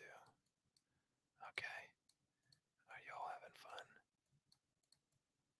I know we're over 2 minutes, but okay, great. I like size. All right. I'm making a video on YouTube Shorts tomorrow because I want to use this. Amazing. All right. Share, download. Okay. 3 minutes, 2 minutes. So like crushing excuses, maybe definitely taking the time to, here's the final. Let's observe it. There you go. Is it good? Bad? Indifferent? Good? Can you give me a scale from 1 to 10 on the rating of this thumbnail? 5 out of 10, 6 out of 10, 7 out of 10. What would you change? What do you like about it? Like you'll speed up over time. And you can spend, by the way, that took like 3 minutes. You could spend 15. You could spend an hour doing your next 4 thumbnails for your next 4 videos. And you have Canva, so you should be good to go. So yeah, I think I would switch it up every once in a while. Because again, if they all look the same, if I go to your library, your last 50 videos, I'm not going to see much distinction between them. So what'd y'all think of old thumbnail tutorial there? 9. Hey, I'm not just fishing for compliments. Oh, Retro Neuro Girl, I appreciate it though. Thank you, Nikki. And so, Claire got the 10 out of 10. Fun. So, yeah, canva.com.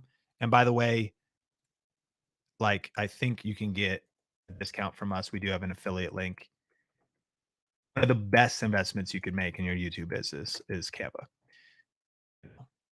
Thinkmediatools.com, including thumbnail software, all kinds of, what is that? Thinkmediatools.com. Let's look over there. Thinkmediatools.com. Kind of stuff we love to use. Let's see. Adobe Premiere. I would recommend, if you want simpler video editing software, though, simplest way to get started editing is a Mac with iMovie. And then when you're ready, go to Final Cut. But if you want the fancy stuff, we use Adobe Premiere Pro. Rev for captions, Filmora. We have a couple different recommendations on here. VidChops if you want, help editing. Storyblocks for B-roll is good. Music, Epidemic Sounds, our favorite for sure.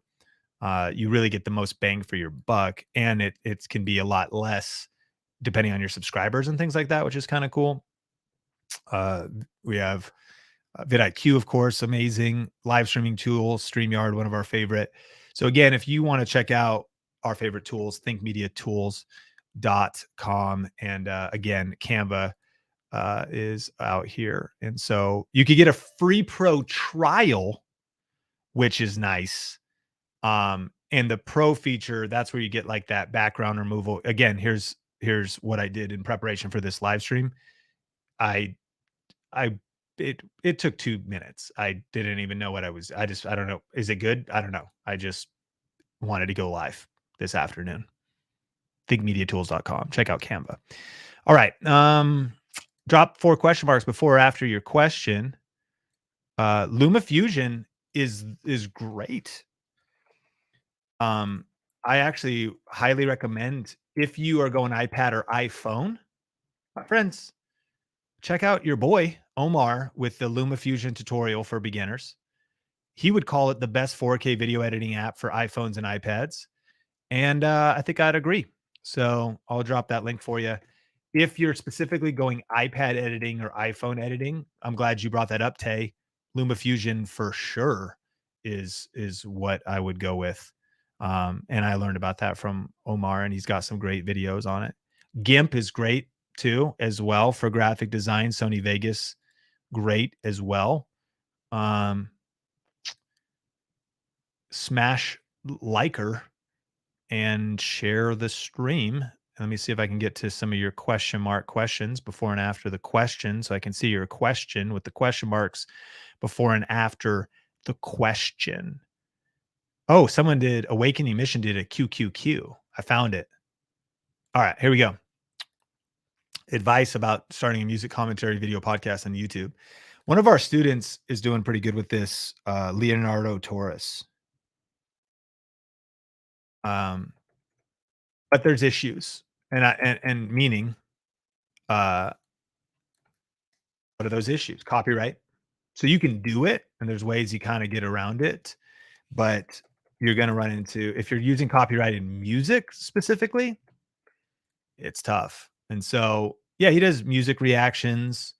Let's see, reacting to Josh Garrels, Firefly reaction, Chris Staple reaction. So you can see what he's doing. He's doing well. He's got some brand deals going, some other stuff. You got to figure out the business model, but yeah. I mean, you're also saying a music commentary podcast, so listening to the music, or you're just commentating on the music. I like it, but you got to ask, Anthony Centeno is one of the big, he does album reviews.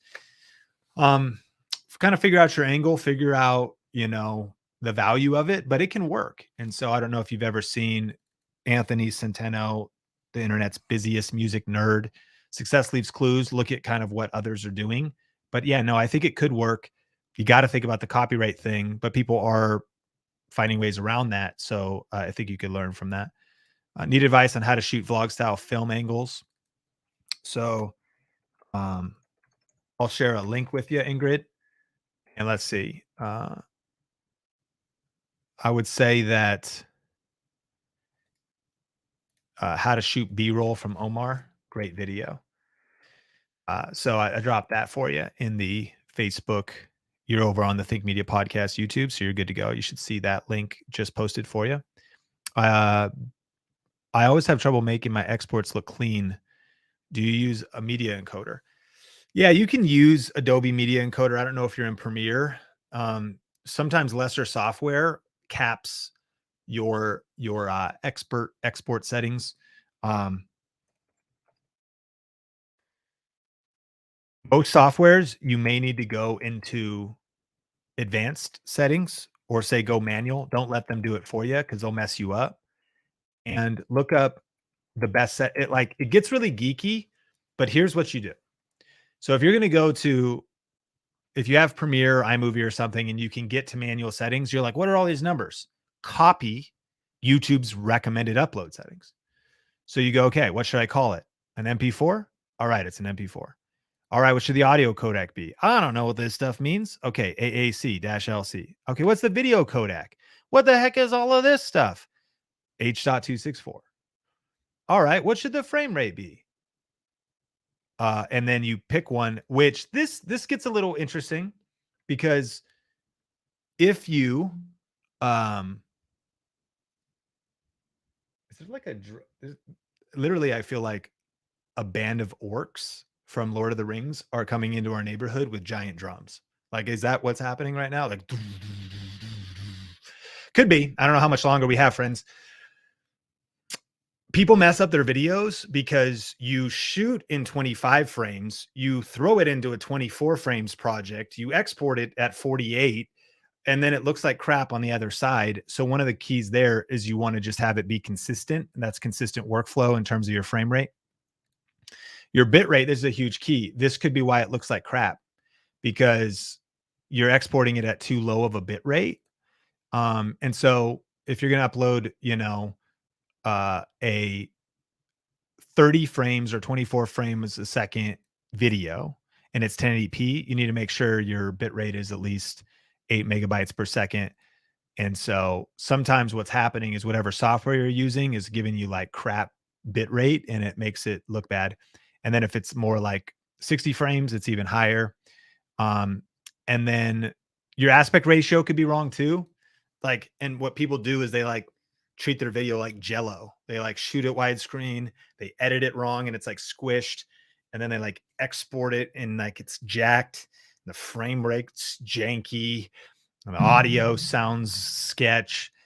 And I hope I'm not, I might have just confused you more, but that is all workflow questions. Of course, the goal is to like shoot on your iPhone, throw it in iMovie, export it, and like the goal of Apple and Filmora is to make some of this stuff easy.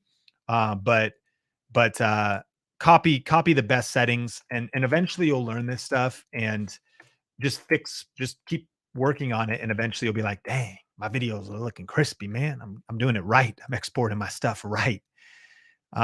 Any video editors out here? I just shared the longest link in terms of, the link to the page, the YouTube help page I was just talking about. Yeah. Final Cut has great rendering speed. I agree. I finally caved and I went 4K 24, shooting 100 megabytes a second, exporting at 35 megabytes. I bet that's crispy, creator people. Oh my gosh. I bet that's super crispy. Great job. Yeah, when I do slow-mo at 60 frame, but a 24 timeline. So you're good. I mean, if you already know that kind of stuff, you probably just have a few things to dial in. What software are you using? Let me know what your software is, because if you have those features, that would be some of the things to look for.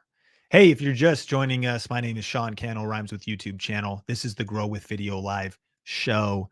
And today's episode is brought to you by Grow with Video Live. If you didn't hear, wherever you are in the world, you can join us on May 23rd and 24th to learn from Gary Vaynerchuk, Patrick Bet-David, myself, and the Think Media team about how do you use video to grow your business, grow your personal brand, make money, make a difference. In fact, check out this video to learn a little bit about this event. This thing is your gateway to get out of the thing that you complain about. But people would rather complain about how it is than put in the work. We need to start understanding how big this opportunity is, because for everybody in this room, you will sit back in 20, 30 years and regret if you didn't execute in this era. It has never been a better time in the human race ever to actually just go all in on you.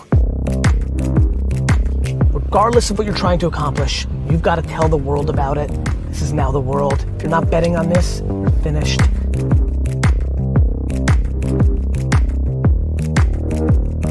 This is your golden era right now. There's never been a better time to be you.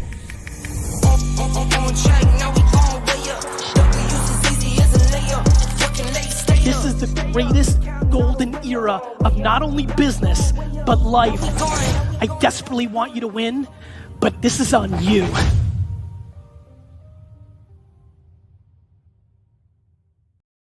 If you're not betting on this, you're finished. If you're not betting on this, you're finished. If you're not, that's Gary Vee's line. I love that line though. He's right, because honestly, this is where people's attention is. Of course, desktop computers, smart TVs, but all of us are just going around all day looking at our phones. And you have a chance to, of course, share your content on YouTube, on Instagram, on TikTok, on Facebook, on LinkedIn, on Pinterest, on Snapchat, and master these video platforms to share messages that matter. And we're talking all about it at Grow Video Live. Here's the deal. Early bird pricing is ending at midnight tonight. May 1st is tomorrow. This is live at this moment. If you're on the replay, it may be too late, but get your early bird pricing before the prices go up. Plus, get an extra 5% off because you're watching the show right now. So because you're here on the Grow Video Live show, your promo code is GWVL show. Use that promo code at the website when checking out, whether virtual or in person, for Grow Video Live happening in Vegas at the end of May 2022. Can't wait to see you. Going to be absolutely incredible. Awakening Mission says, love, love, love Gary Vee. He's going to be there in person. Someone asked, is he virtual or is he in person? He's in person.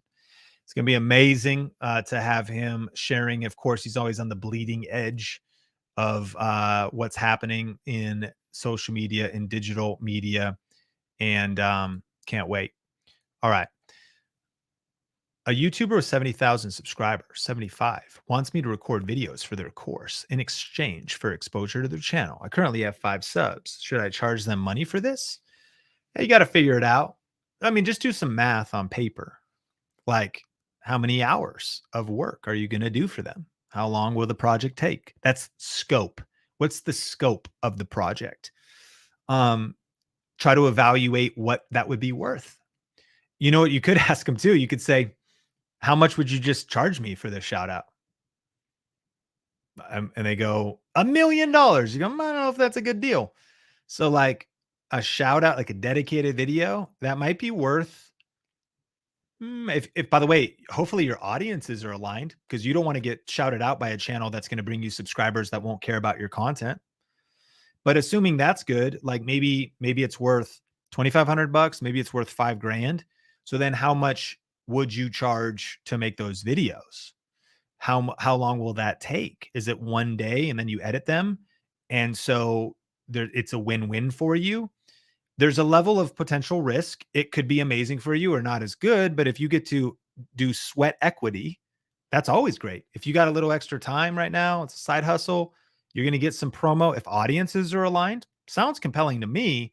But again, if they want you to record videos for their course, and their course is going to be 274 7-minute videos with B-roll, captions, titles, and it's going to take you, 4 months to shoot and edit all of the videos for their course, that probably doesn't sound worth it for me. So I don't know the scope of what that even means. So I think the scope, getting through the details would be huge. And then eventually just making a decision. If you're early in your career, you want to be saying yes. If you're further in your career, you actually want to start saying no. And what I mean is, when I was early in my career, I said yes to every client. Did a lot of them kind of suck and underpay me? Yes, but I built my portfolio. I honed my skills. Early on in my career, I would fly and do event coverage because I wanted to get in the room at events and get around other leaders and learn and get a free ticket because I went and filmed at events. Did it take a lot of time? And they paid my expenses, but I got paid like crap. But I wanted the learnings. I wanted the lessons. I wanted the networking. I wanted the exposure. Today, I say no to a lot more things. I'm busy.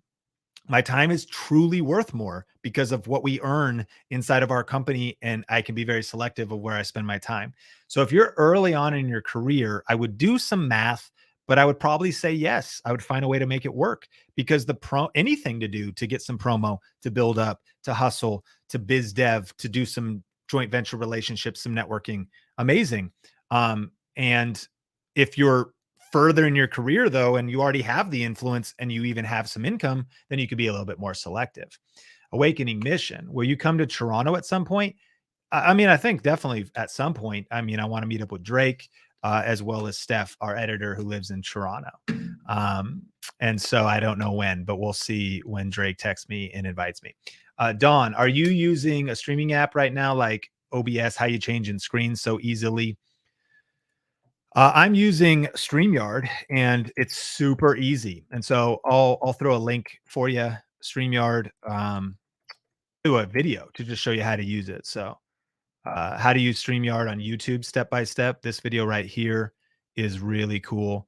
It kind of explains, you know, why I love StreamYard for YouTube, how you can have the easiest ways to do it, can do all kinds of cool stuff with StreamYard, and I'll show you step by step how to set it all up. You maximize the viewership There's of your live Sean streams. Beard, man. So step number one, there's me, and I literally walk through the back end of it and everything. YouTube channel, the link to that right now. To do this, simply is, click I just destinations posted it and add a destination. On You're going Facebook to select and also YouTube channel, and then click your YouTube channel and Think connect Media everything podcast channel where you're watching this live on YouTube. Next, you're going to want to click. So check this out: how to live stream on YouTube using your StreamYard. YouTube channel. You can also multi-stream multiple places. Highly recommend StreamYard. This is dead simple for me to run my own show, just like I'm doing right now. Claire says, any tips to prepare to interview someone for your podcast live streams? Any books you'd recommend for this? Hit like if you're getting value today. I love interviewing people. I think it's one of the best ways to get access to high level people.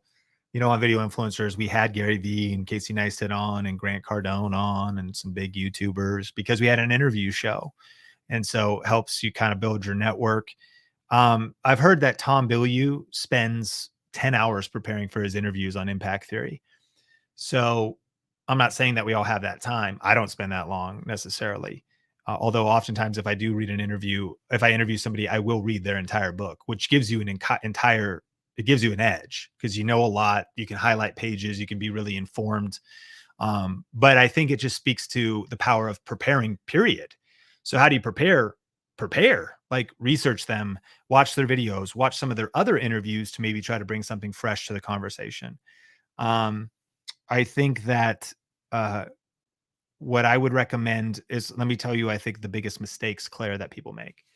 A lot of interviewers are insecure and they try to push themselves into the interview too much. So I've been complimented. They say, Sean, you're a good interviewer. And one of the reasons why is I let them shine. I just frame questions and listen. I dip right to the next question. I see a lot of interviewers, it's like they want to get there.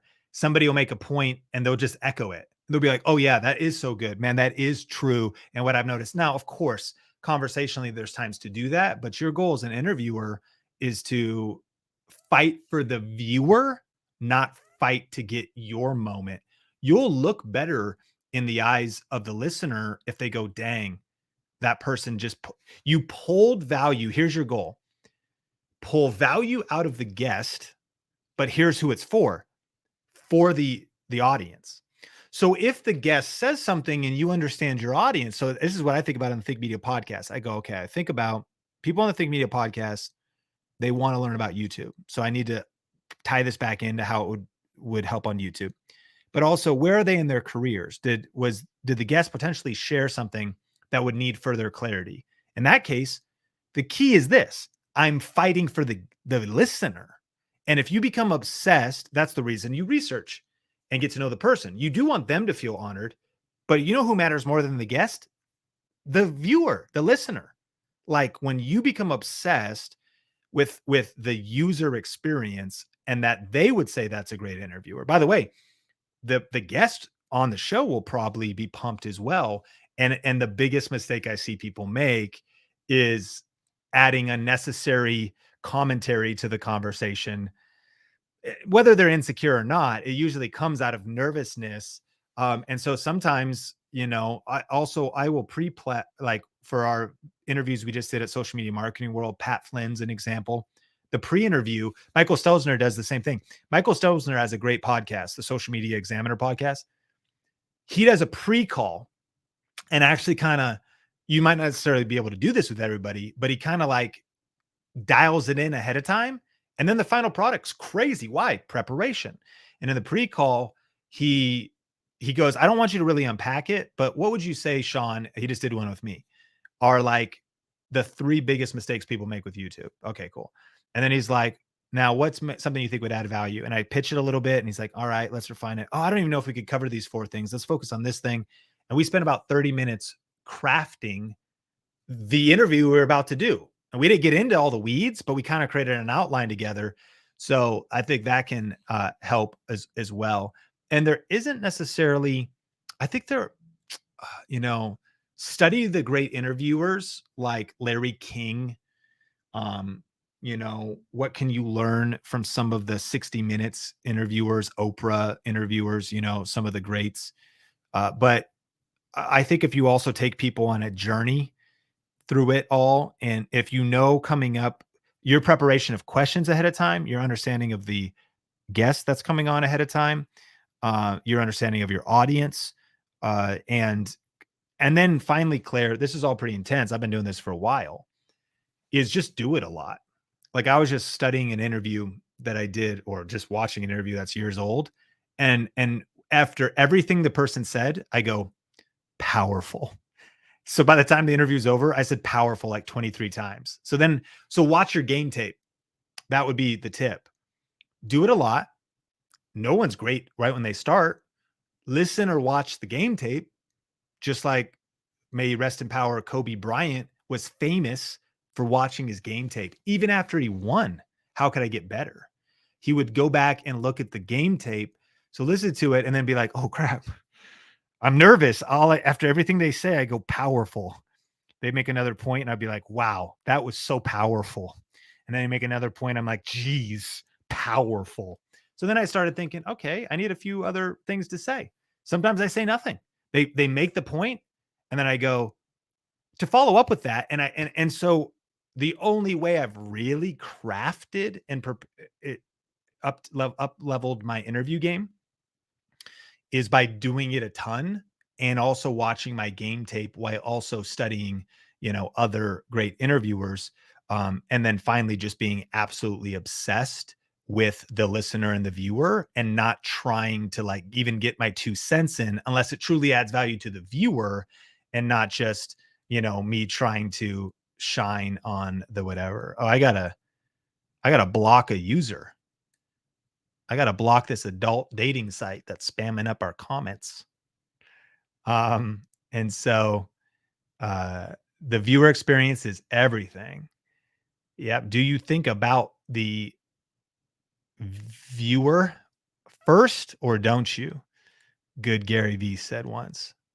Do we have that clip? You want a little Gary Vee refresh? By the way, Gary Vaynerchuk speaking at Grow a Video Live, right? And so check this out. Are you putting out entertainment, or are you putting out education? Because 90% of people are putting out selfish content. What was your question? Completely starting from zero versus somebody that has resources or team who already started building an influence. It's kind of one and the same. Like, it's kind of like back to something we talked about before, which is like making the best thing for the end audience. I have synthesized my thoughts into entertainment and education. That has become very clear to me, that either you're doing entertainment or you're doing education. And I actually do think that certain people like myself, when you're doing entertainment and education, you can really get crazy. But that's what I would say. I would say to somebody with resources, a 4-person team, like, look, forget about everything else. Because look, I did all my content by myself for 7 years. People forget that, like, oh, easy for you to say. I'm like, I'm like, you're not, it's that iceberg. Yeah, I'm like, you see me. I'm like, I'm like, you see me now. I think it's about, are you putting out entertainment or are you putting out education? Because 90% of people are putting out selfish content. Yeah. 90% of people are putting out press releases. Yeah. They want you to think something about them. They're making it selfish for themselves. They wanted to go to Maui and serve. So that's the content you're getting. But did that bring you any value? They want you to think they're cool. 90% of the content right now are people acting like PR agents of themselves. I'm asking people to look like educators or entertainers. Yeah. Do you think about the audience first or don't you? Do you think about the audience first or don't you? That's the game right there, man. Thank you, Gary Vaynerchuk, for the tip. When you, of course, what is your passion? Of course, what is your dream? I just want to be a famous influencer. I'm just trying to build up and make money, man. Hey, click subscribe, click like. My name's Sean. Click like. Hey, subscribe to me. This is all about me. My channel's about me. Listen about me. You want to hear my story? It's all about me. That's what everyone's doing. Now listen, you matter, friend. And I know you want to use YouTube to accomplish your dreams and goals, but that's, I think, such an unlock of when you put the audience first. When you put the viewer first. By the way, that's the interviewer's mistake. When interviewers are trying to get themselves to shine, as opposed to making the guest shine, and then even better, having the viewer say that was amazing and I got value. And so Gary really influenced me with that. I'm so glad he's speaking at our event, Grow with Video Live 2022. And so I'm excited to learn the latest and the greatest from Gary. And today's Grow with Video Live show, of course, is brought to you by Grow with Video Live. Early bird pricing is ending at midnight tonight. And so, of course, you can get tickets after. We're about 60% full on tickets for the event in person. And so don't sleep, get your ticket, and you can get an extra 5% off discount with the promo code GWVL show at growwithvideolive.com. Super fired up to have Gary Vaynerchuk with us in person live, and grateful for his influence in my life over the years. ThemTube. That's right. We think it's YouTube. It's your tube, bro. And it is. Videos about me. I'm so pretty. I'm so pretty. I'm so pretty and nitty and me. What is that? What song is that, man? Like, and I get it, because there's some people that are succeeding when it's all about them, YouTube, me tube. But yeah, when you really think about the viewer first, things get interesting, because you're just thinking about what they'll love, what they'll want to watch, why they click away, what will add value to them, what their problems are, what their ambitions are. And so, yes. Okay, friends, listen, so many great questions coming in. We've been here for 2 hours and 41 minutes, super stream on a Saturday. I wanted to really make sure that you got this information, specifically just because, again, ticket prices are going up. And if you don't come to Grow Video Live, cool. But if you do, now's the best time to get a ticket, because May 1st prices go up. So growvideolive.com. Definitely use the show code to save more. Smash like if you got value out of today's stream. Excited to hang out with you. Check out the replay. A lot of valuable content was shared, hopefully. Let me know your aha moment, as we always do. If you're here live, 123 of us, hit me up in the chat. Hit me up in the comments. It's time to get to the most important part of the show. And it's action taker time. Hashtag action taker. Hashtag I'm an action taker. Listen, I don't care what you learned today. I should probably eat. I'm in hangry mode. Oh, my brain was tickled because Sean shared such a cool insight. Cool, bro. What are you going to do with it? Oh my gosh, did you see that one thing that he shared? That was such a powerful insight. I just learned something. Well, cool. It's cool you learned something. I'm all for it. But when are you going to do something? So here's the question. What is your action item? What are you going to do next? Randy, drop the time to stop consuming and start creating. What is your next action? So drop it. Are you shooting a video? Are you researching a video? Are you registering for Grow Video Live so that you can network and get in the room with other video creators that are going to help you level up? Are you going to go schedule out your May? How about that? April 30th. How about you plan your next month? Prior planning prevents poor performance. How about you look ahead over the next 30 days and say, okay, in May, this is what I'm going to shoot. Okay, these are the videos I'm going to shoot. Here's the block of time on my Google Calendar. Sean, I don't even know how to use Google Calendar. I'm just kind of like a creative spirit. You're so constricting when you told me to start using Google Calendar. You know what? You need to start getting some order in your life. You need to order that creativity, because I respect your creative spirit, but you need some creative discipline to help you actually get some stuff done. Hashtag action takers. Plan out your May, friend. Plan out when you're going to shoot, when you're going to edit, when you're going to upload. Do some research. Answerthepublic.com. Get into your Video Ranking Academy modules for those of us that are in VRA. Plan out when you're going to learn more. Plan out when you're going to do more. What's the next video you're shooting? Awakening Mission's ready to hustle 100 videos in the next 90 days. You know, one of the themes we saw today? We saw someone asking about strategy who hadn't uploaded in a year. And we saw someone who has been uploading like crazy in a year. And guess who was getting the results? My mind was blown. Oh my gosh. You actually get better results on YouTube when you upload videos to YouTube? Stop the presses. Open the stock exchange. Send a tweet, Elon.